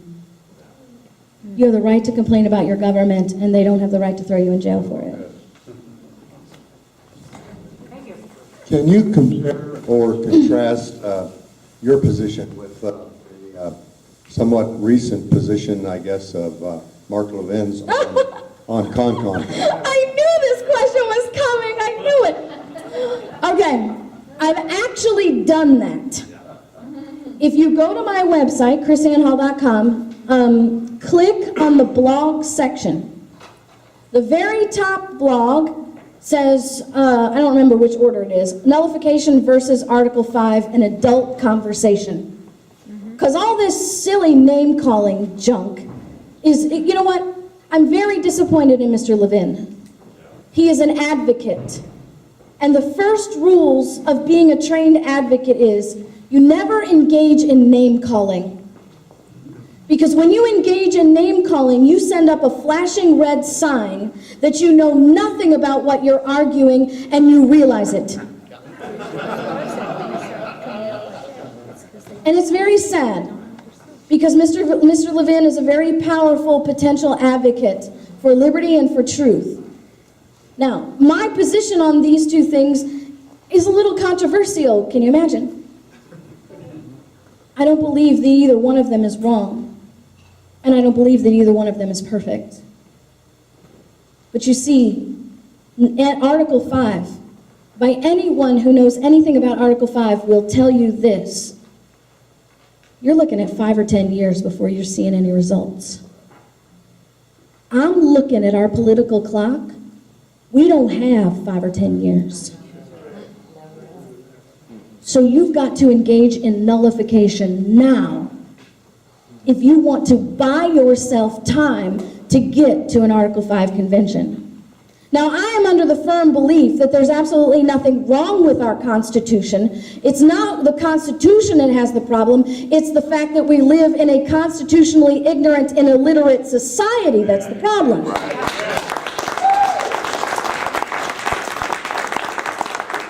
But if you go read the blogs, it'll tell you a little bit better in detail what my real problems are. Number one, I don't have a problem with runaway conventions.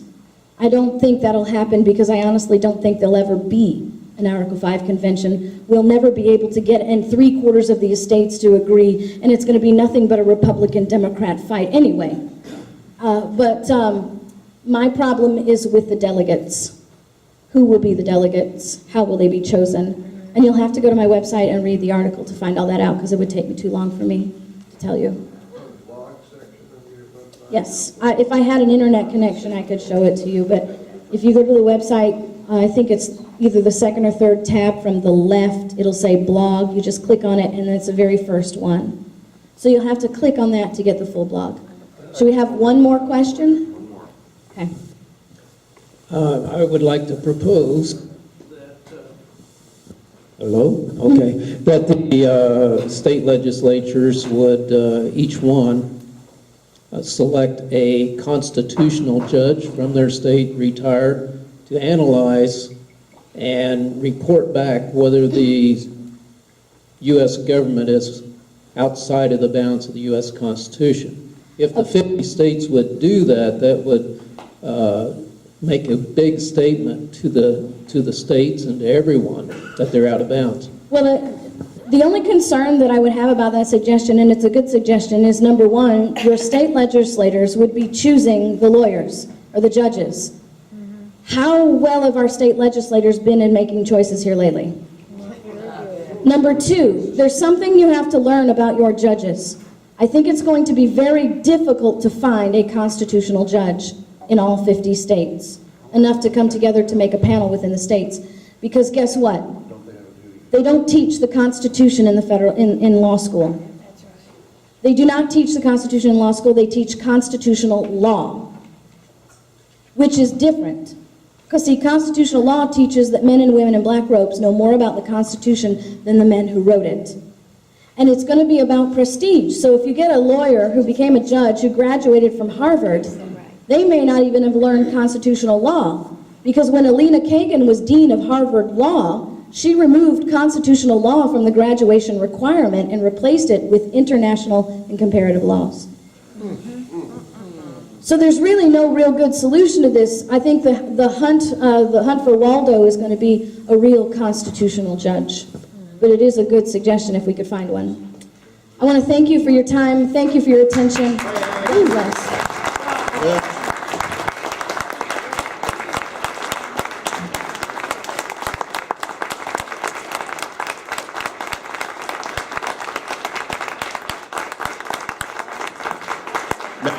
Now you see why I wanted her here. Everything, she puts it together so well, so passionate, so researched. Everything that she puts out there is a jewel to take back with you. I hope that a lot of you have taken a lot of notes and have a lot of information on this. I'm hoping we're going to have a video here of it later on so that you can go through it, but she's got hers too, and it is... she's got a lot of wisdom there that I think we need to pass on to our state legislature and to a lot of our leadership in our states, because they have the responsibility. We can blame the federal government all we want. The fact of the matter, like she said, tyranny is always going to get out of its cage. And it was our fault to let it get this far. And we've got to put it back in. And so anyway, on to the next part of our event here. Grassroots strategy session. Remember, we have books back in the back and out there, but I want you to kind of pay attention to what we're going to do here and learn about political chips. You know, we talked about Tyrants Anonymous. Well, here's the 12-step program to take care of that in our state. You know, we need to get things taken care of in our state, get principled statesmen, and get rules in place where it's a transparent government. That's our problem. You see what happens in Washington, D.C., all this stuff done behind closed doors with coercion and all this stuff. It's not just happening there. It's happening here. It's happening in every government, and we have to stop that. Otherwise, we can't get good laws passed. We don't know what's going on. We're kept in the dark. So there's a lot of good things that the Political Chips, I Vote Pro Chips program has, and I want to thank them again today for putting on this wonderful Grassroots Day on the Hill. Alex Poulter, Geese, Earl Long, outstanding, wonderful. Geese, you want to come up and talk some more about the specific parts of Political Chips and what's it's about a little bit more in depth. We would like to see this program go across the nation because we have to have a system We have to build new systems to correct the problems. And so this is the way to do it. I'm not sure whether I'm able to use this thing or not. I didn't have sense enough a while ago. Now, some of the things we want to do this morning is talk a little bit about who and what political chips actually is. How many of y'all have gone into a voting booth? You vote for the president, you vote for your senator, your congressman, you maybe vote for your state representative, and from there on you pretty much are baffled by what that ballot says because you don't recognize a name, you got no idea what they've ever done. Many of them you haven't ever even heard of. This has happened to me many times. How about you folks? Yeah. Absolutely. Well, one of the things we want to do, we've got some pretty ambitious goals. In 2014, we intend to play in 3 states, and we're already fairly active in 3 states. We will be playing in Kansas, Missouri, and Nebraska. We've had, a week ago Tuesday, we went to Columbia. Alex, myself, Earl Long, Bob Holliger, Jerry Hughes, some of these folks you may know.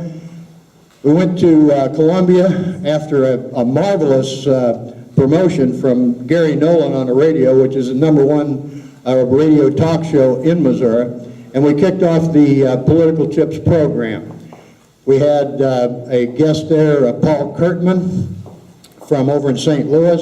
He is taking a very serious look at introducing the Rubin Rule, the show me, I can't remember what they named it, but it's the Rubin Rule for Missouri.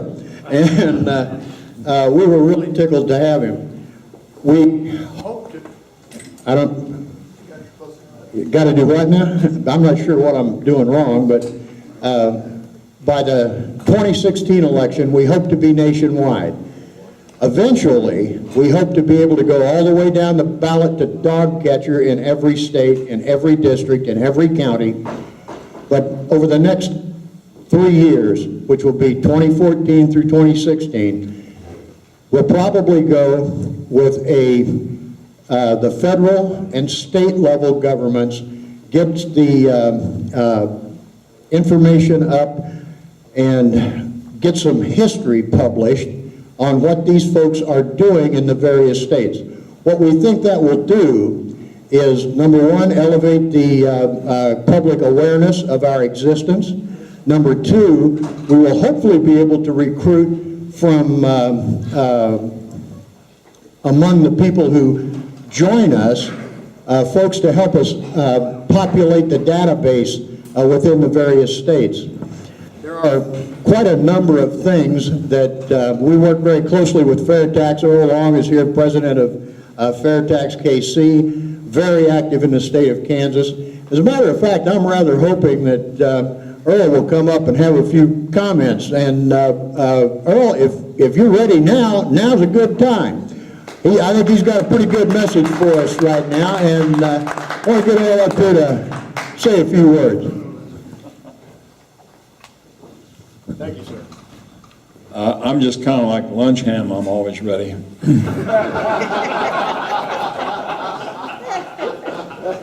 So I always start off by saying, hello, fair taxers and soon-to-be fair taxers.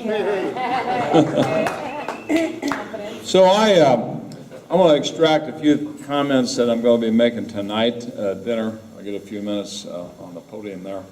So I just want to kind of give you a status report on where we are with respect to the fair tax. At the national level, we've had a reorganization of Americans for Fair Taxation. We've had an organization that's been rather dormant. Single issue, wouldn't dare touch a politician and offend one.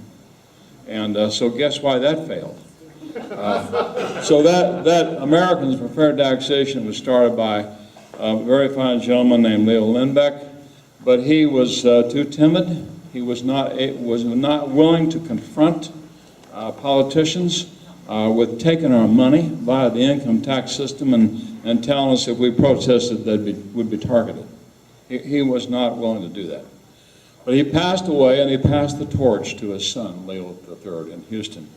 I got invited to a meeting, a reorganization meeting in Houston about 3 months ago, and 23 people was there from across the United States, all state directors, and we are in effect reorganizing Americans for Fair Taxation. We're called the Grassroots Coalition of the Fair Tax Organization, and the owners of the intellectual property rights, that is all the database, which is 500,000, and all the research library, the research that they paid for and did 15 years ago at the expense of $23 million out of their own pocket to create the fair tax legislation, which is now H.R. 25 in the House side and Senate Bill 122 in the Senate.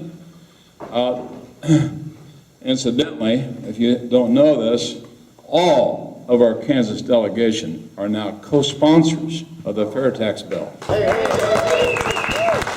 And we are the only state in the lower 48 that has 100% of its delegation as co-sponsors.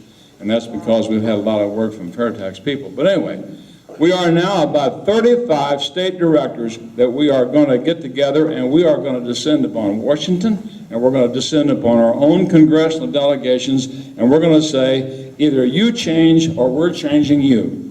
Pure and simple.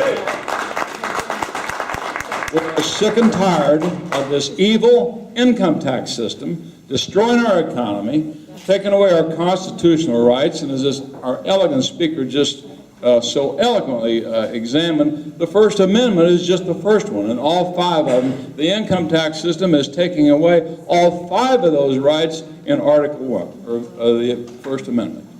And I'm not going to go into all that, but at the state level, we started to say, well, if we can't get the federal government to do it, let's see if we can't make this happen at the states. So we created the Fair Tax Organization and the Fair Tax Legislation, and before the governor was elected as the governor, he campaigned on the basis of having a fair tax in Kansas. He campaigned and said, well, we're going to take Kansas to no income. We'll be a no income tax state. So that started off fine, except it got slowed down a little bit when the lobbyists decided, whoa, don't take away everything. So he slowed down and he just took away a little bit. He took about half, I guess, of the personal income tax, and he gave the small businesses a tax break with limited rights, which you don't know about, but he never touched the corporate income tax. And so I had the opportunity to ask him personally, Governor, why didn't you want to take away the corporate income tax? He says, well, they don't want it. They don't want to give it up. They want a corporate income tax. What does that tell you? There's some other benefit involved here, isn't there? When the tax credits are more important than the income tax liability, what does that tell you? There is a lot of benefits going on behind the scenes because they are called qualified companies. They are in the Department of Commerce. They get their special privileges in the HPIP program and the PEAK program, where they can transfer hundreds of millions of dollars below the radar and you know nothing about it, because it's all done in secrecy. Every one of their contracts with the corporations that get PEAK and HPIP is cloaked in a confidentiality agreement. And I'm going to explain tonight, if not right now. There was an audit at our request. We asked for an audit of these programs years ago, and it was finally published in September. And what does it say? It's a scathing indictment of incompetence, of cover-ups, and I have no information, and highly questionable creating jobs. What they claim is that they created 10,000 jobs, maybe, there's no proof, and spent $52 million and gave it to a handful of companies. That's what's going on in Kansas. We tried to get that passed last year. We tried to get a fair tax bill passed last year. It is written in the Republican Party platform. 35 members of the sponsors of that bill had co-sponsored the bill. And guess what? The day it was introduced, all 35 sponsors were wiped out. Some misunderstanding between the author of the bill and the revisor's office wipes out 35 co-sponsors? Does anybody believe this is a clerical error? No. And so we confronted the chairman of the House Tax Committee, Mr. Richard Carlson. We want a fair tax bill, and there are lots of support for it. How'd that turn out? He wouldn't even have a hearing. Not only were there 35 sponsors, and a lot of people said they would vote for it if it came out in committee, and it is on the Republican Party platform by name, the fair tax. And the chairman of the Republican-controlled legislature of the tax committee says, well, we're not going to have a hearing on it this year. That's a gross abuse of power, folks. Something's got to be done about that. So that's where we are in Kansas. We have a champion in Judge Rubin. John Rubin is going to be the rock star of the Kansas legislature. Judge Rubin is writing the fair tax bill right now again.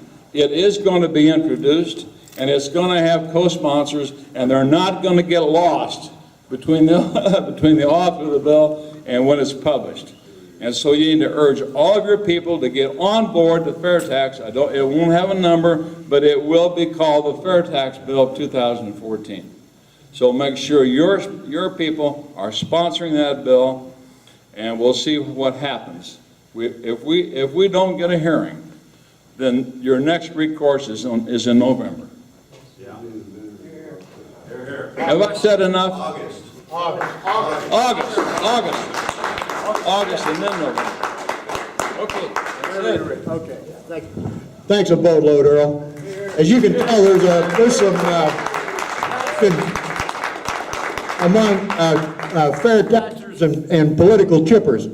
Now, one of the things we want to talk about, he mentioned Judge Rubin, and I have here a letter that Judge Rubin sent to every legislator in the Kansas State House and Senate. This was sent out over some kind of a email. I'm electronic gizmo challenged. So if I use the wrong words, but some kind of a electronic hickey, Alex sent it out over one of them, and they got it over in Missouri. well, several of The folks over in Missouri, they kind of liked it. And so what they do, they just went and copied up a bunch of those. They sent it out on email, and they sent it by regular U.S. post office to every single legislator in the state of Missouri.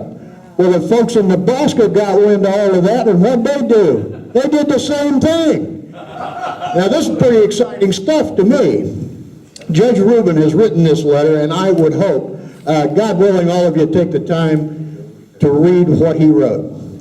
One of the first comments I got back from Missouri was a fellow read that letter, and he said, oh my God. He said, this is a letter written by a statesman, a man who understands that he is an elected public servant. He said every conversation, every bit of communication in any state house or any other legislative body in this country should contain language like Judge Rubin used in his letter to his colleague. We hope that as you look through the political chips brochure, this brochure we hope to be of use not only to citizens, but to candidates. There isn't anyone in this room who doesn't have all they need to become a candidate for public office. The people I see here and the people I've had conversations with, I see people who are concerned about the nation. They are concerned not only about themselves, but about their fellow man. They look to the interests of their children, their grandchildren, and not only their own, but that of their neighbors, their friends, and their countrymen. All you need to know is to have a good solid grip on right and wrong. If you've got that, you've probably qualified to be a legislator. You need to be willing to serve. You need to be willing to educate yourself.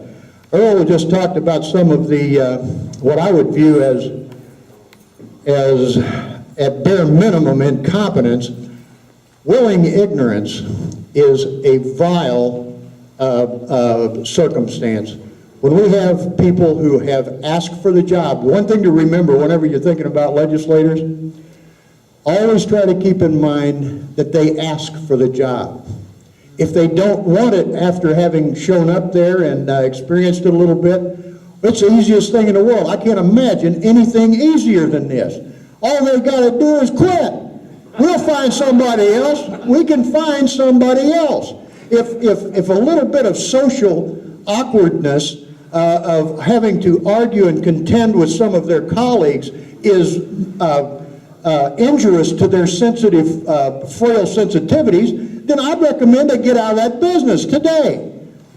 We hope that many Americans, and we think that the evidence is beginning to be clear, that a great many Americans agree with us. I guess pointing at this thing is part of what you got to do. Like I said, I'm electronic gizmo challenged. There's another thing that you'll find at political chips. This Rubin rule has really caught on. I find something that amazed me. There's a little old bar there in Shawnee, which happens to be where John Rubin, the 18th district is Shawnee, Kansas, over in Johnson County. Happens to be where I live. John Rubin happens to be my representative, and he is one of the very few men in the last 30 years who I can look any one of you in the eye and tell you that I am pleased. I would say proud, but I understand that that's one of the 7 deadly sins. I can tell you this, I am pleased to tell everyone here that I voted for John Rubin. And I am pleased to make that statement and hope to have the opportunity many more times in the course of this life.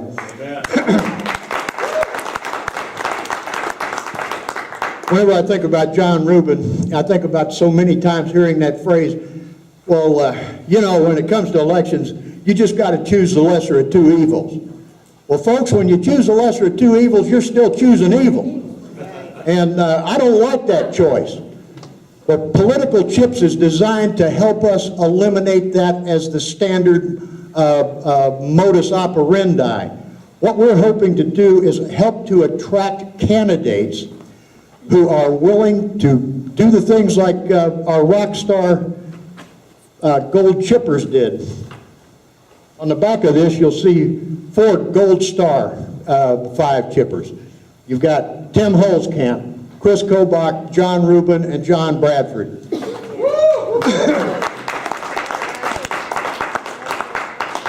Now, what makes these guys gold chippers?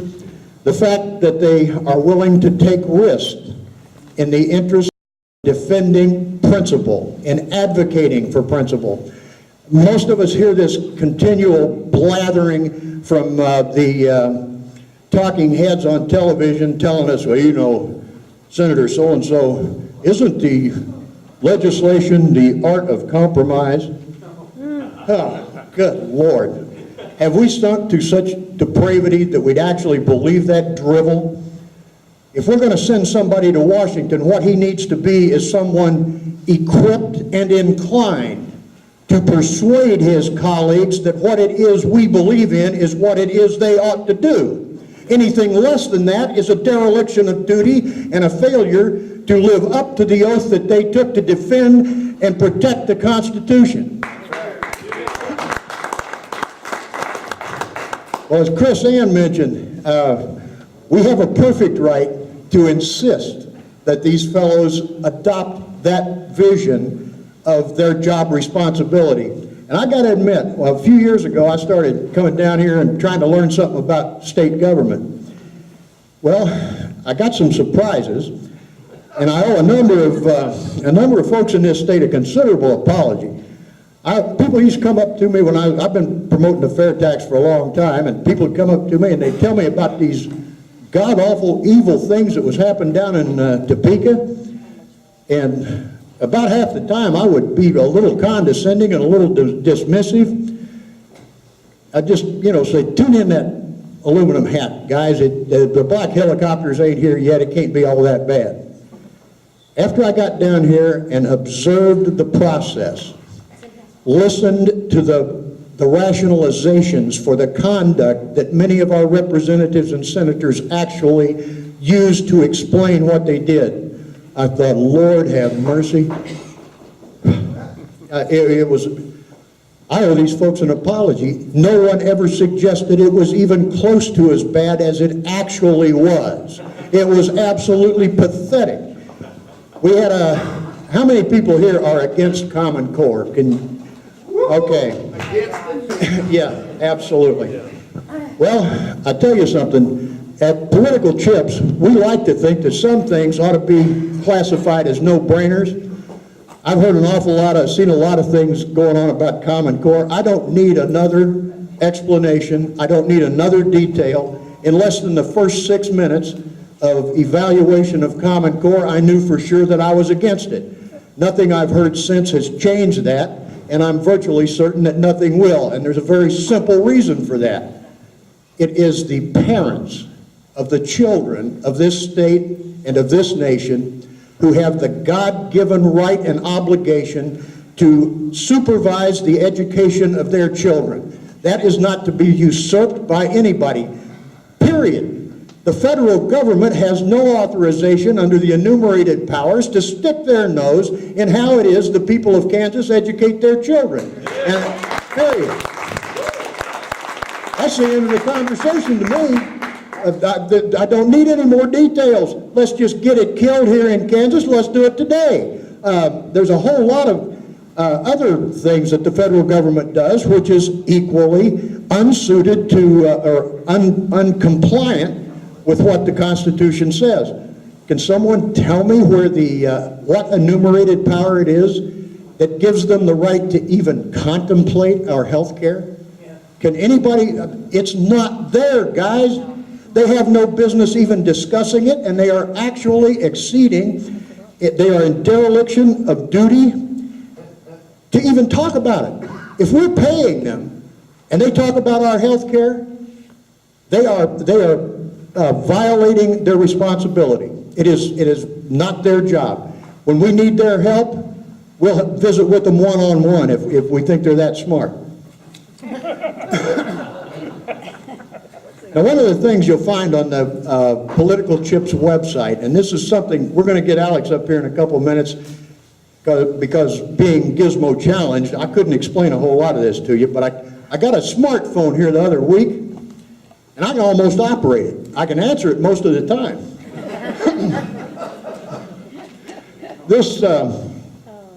We have the Rubin Rule listed on the Political Chips website, along with every single legislator in the Kansas legislative bodies, the representatives and the Senate.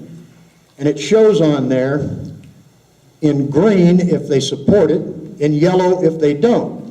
And then there's a comments column over there so that people like yourself can call your representative and say, are you supporting the Rubin Rule? Now, if he suggests that there's a whole bunch of good reasons why he just can't do it, it's so time-consuming and all of this foolishness, you just blog on and let us know. We call this the Crybaby's Corner. You go on there and let us know what reason it is, what possible reason it is he thinks he deserves to be able to hide his vote, or why it is he thinks he deserves to be able to bundle bills together and force his colleagues to vote either for something they absolutely hate or against something they absolutely believe is the right thing to do, and very often not even have to record the vote at all. Last year, how many of you folks are here in Kansas would like to see Chris Kobach, his immigration reform, how would you like to see it implemented? Know this. Last year, 3 major bills of immigration reform passed through the House with flying colors. They were defeated in conference without a single recorded vote in the entire Senate, period. I don't know about you, but that annoys me more than just a little bit. We worked pretty hard. Greg Gable over here from Kansans for Liberty, He struck up an effort to deliver literature to doors. He delivered 500,000 pieces of literature, knocked on 100,000 doors, and helped to restructure that Kansas State Senate. And we end up with an entire body, all 40 of them, unwilling to cast a recorded vote. Are you kidding me? That's not just bad. That's bad as it gets, if you ask me. Well, what we want to do is put a stop to that. I think I told you earlier that Judge Rubin implemented yesterday the Rubin rule in his committee. Every vote's going to be recorded, and there will be no bundling of bills coming out of that committee. And I'm awfully proud of that. Chris Kobach did something in his election in 2010 that I was more than a little pleased with. At that point, it was the best campaign I had ever seen by anyone at any time. I was pretty enthused about Barry Goldwater back in '64. I was 16 years old, and I sent him $40. And then the miscreant scoundrel messed around and lost that election. Since I was working for $1 an hour, I was pretty upset with him. But I watched Chris Kobach run a similar campaign, and perhaps even a little classier. One of the things he did was stand up and declare unambiguously precisely what it is that his goals and his intentions were if he were elected. He made 3 or 4 specific statements about what he wanted to get done, and he defended them vigorously in all places against all comers. Then, once he was elected, he tricked them. He went right up there and commenced doing just what he said he would do, and they thought it was a trick. I loved it. But 3 of his bills have been defeated 2 consecutive years without a recorded vote in the Senate. This is just shameful. I don't know about you. How many of you guys find that more than a little distressing? Yeah. I certainly do, yeah. We got to put a stop to it. Political chips can help us shine a light on the kinds of activities that are not conducive to what our interests are. Now, I want Alex to come up and talk to you a little bit about how to go to the website and all of the neat things you can do. I mean, there's a bajillion neat things you can do. I've seen them on screens, and I've seen them, we meet in cafes quite a little bit, and he'll mash around on a few of them buttons, and poof, there's a whole bunch of information that I didn't know was there. And it's really neat. Come on up, Alex, and give us a little instructions on that. There's one other thing that almost, back in '64, I was only 16, and I only went to 2 political meetings, and there was one great thing about political meetings in those days. In a room like this, there'd be at least 35 guys smoking cigars, and there'd be ashtrays everywhere. Well, I'm a smoker, so I'm going to let him talk for a minute, and I'm going to go have a smoke. I need to educate Geezer on Penn and Teller. You know who Penn and Teller is? Penn, he's the one that does all the talking. I'm supposed to sit over here and be quiet because, like you, well, you said you like the radio, but I don't particularly like to speak in front of people. So I usually try to organize and build things, and then I let great speakers like Geezer and Earl Long and Rob Wood, I let them take the stage. So one of the things I just wanted to make sure that everybody is aware of is if you're going up to the Capitol today to speak to a legislator, some of us have appointments with certain legislators. There's a lot of people that still haven't come out and publicly said whether or not they support the Rubin Rule or not. And if you are, whoever you're talking to, bring up the Rubin Rule and just say, there's 2 resolutions. There's my printed copy here didn't, record all votes is 6037, and then the bundle no bill is HCR 5020, and they'll have to vote on each of those separately. First thing they have to do is get out of the Rules Committee. There's 7 people on the Rules Committee, with 5 Republicans and 2 Democrats. You would think that should be a slam dunk in about 30 seconds, that they should let those passed through the Rules Committee. Well, the chairman of the Rules Committee is Clark Schultz. I've never met Chairman Schultz. I know he's running for insurance commissioner, and I don't know nothing about him other than what Judge Rubin said, that we need to put some pressure on him because he's not in total support. He doesn't believe for either of these resolutions. Lance Kinzer is another representative that we have him currently reflected as having 5 chips. So, you know, if you have 5 chips, let me just kind of backtrack a little bit. Part of the process in 2012 was we put up an online survey. It's a little bit different than what we have up there today at ivoteprochips.com, but not completely different. But we didn't have the Rubin Rule identified as the Rubin Rule itself, but we had the components of the Rubin Rule in the survey. We had a section on all votes should be recorded, including committee votes. We had a section on no bundling of bills. Several of the, or every single one of the people that are showing in our system as having chips had to go through that survey and attest to those principles that, yes, they do agree with those concepts.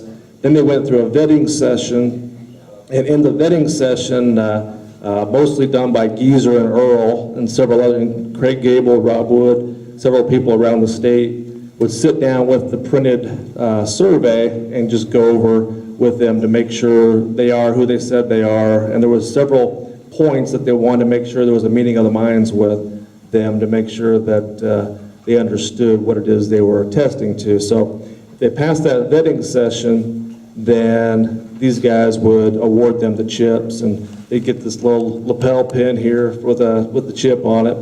So that's how you get the chips in the system. Well, Lance Kinzer is a 5 chips representative who does not technically support the Rubin Rule.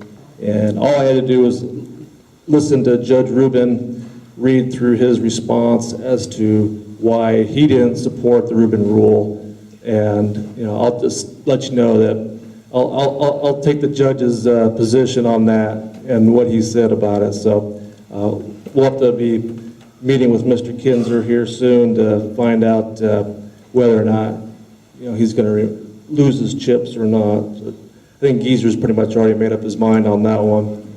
But another example is I think I incorrectly identified Representative Jim Howell as being someone who did not support. He does support the Rubin Rule. Representative Kyle Hoffman.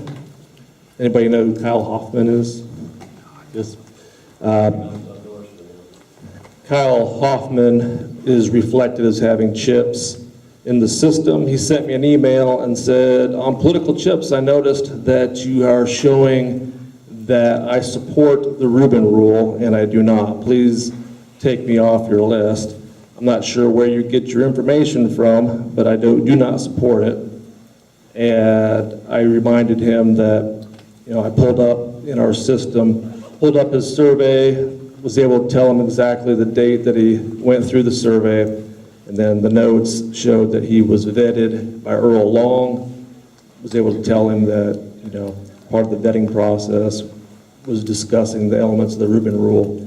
And so we documented in the system that he does not support the Rubin Rule, and it's out there for the world to see. And hopefully today, maybe I'll run into him, or somebody can run into him, just let him know, you know, or find out, you know, why don't you support the Rubin Rule?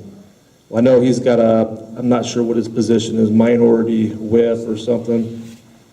He's got pressure from leadership does not want the Rubin Rule in place, period.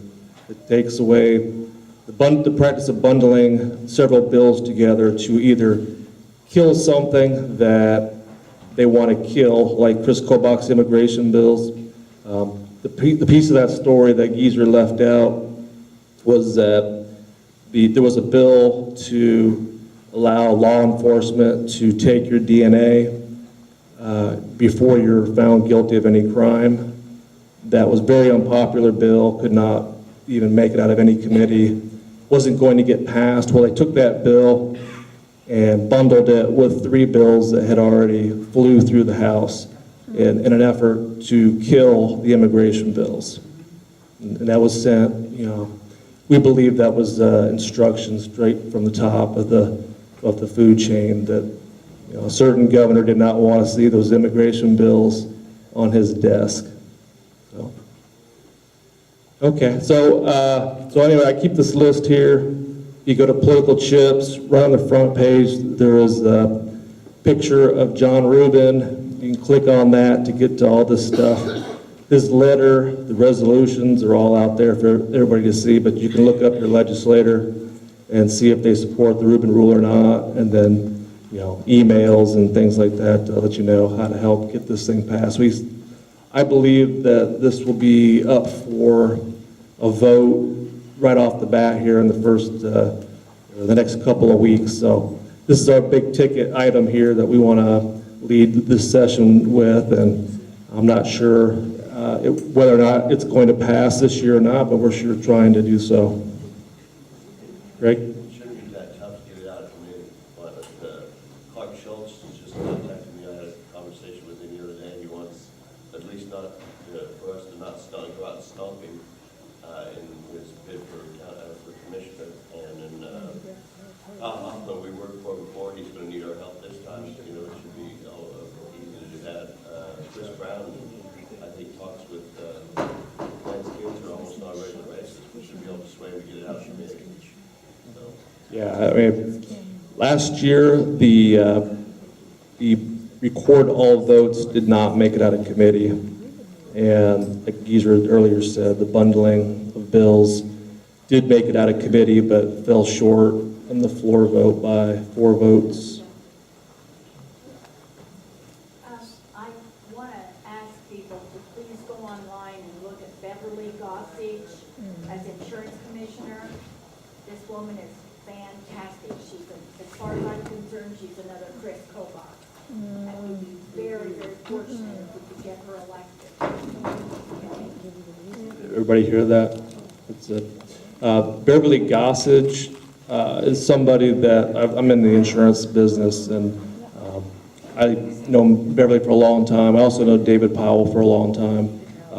It's a good example of that race. Both Beverly and David Powell have gone through the CHIPS process, and they both have CHIPS in the system. So it is possible for more than one person in one race to be crowned with CHIPS. Any other questions about anything on the sites?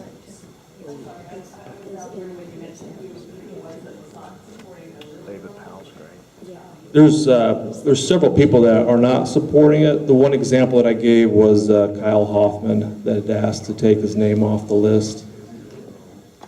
One specific. If you have somebody specific, I can look them up.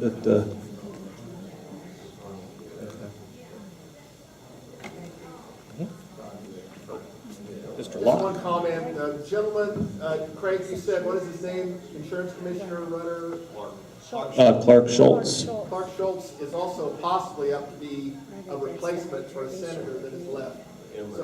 So if that happens, then he's not in the insurance race and all that stuff. I think he's fair game to talk to. He told me just 2 nights ago he's staying in the insurance race even if he gets kicked to senator. Okay. Yeah, and I said, I don't, Clark Schultz I have no knowledge of, but if you do talk to him, encourage him to, first step is to go to ivoteprochips.com and just take the survey. It takes you, 10, 15 minutes to go through it. Could you give us those 2 bill numbers that you gave at the very beginning? Yeah. Again, please? My sheet didn't have, the toner was running out on my copy. The record all votes is HR 6037, bundle no bill, HCR 5020. That's the resolution, 5020. 5020. And again, if you go to political chips, you'll get to the Rubin Rule page, and there's a link to the actual PDF documents for the writing for both bills and Judge Rubin's letter. This letter. Thank you. All right, I'm Mark Saylor from here in Topeka. Alex, I've been out the hall and I didn't get in on the beginning of your remarks, but I just wanted to rise and say, is anybody here, raise your hand if you've not logged on to see Political Chips? You got to do it. That is the most fantastic website. You are very much to be congratulated. It's fun to look at. There's all kinds of neat stuff on there. Very informative. And Alex, you're just genius, I think. Thank you Well, very thanks, much. Dad. I appreciate that.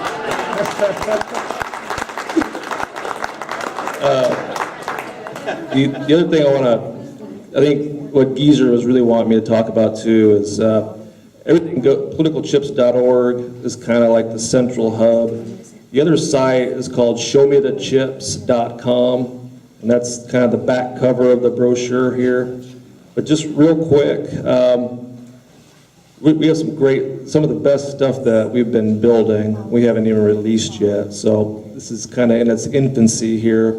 But the thing that I wanted to do was get the system and the foundation and the technology in a position where if somebody, and I'm starting to have people in certain cities come up to me now and say, hey, how do I use your system to bring my city council up to, bring it to life? And, in a matter of a day, we can go in and build all of the elected offices and the seats for anything that can be elected, identify who's sitting in the seats now, when the next election is, and long-term, what I would like to, probably 2016 election, we have a electronic ballot app for your smartphone where when you show up to vote, you'll see who's on your ballot and which ones have chips, which ones don't, what information there is on the candidates. And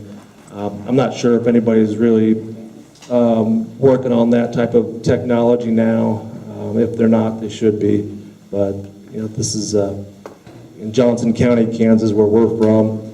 They're taking the Republican and Democrat or the party designation off the ballot in a lot of the local races. So it's important at least to do this where we're from, so at least we know, what party they're registered with.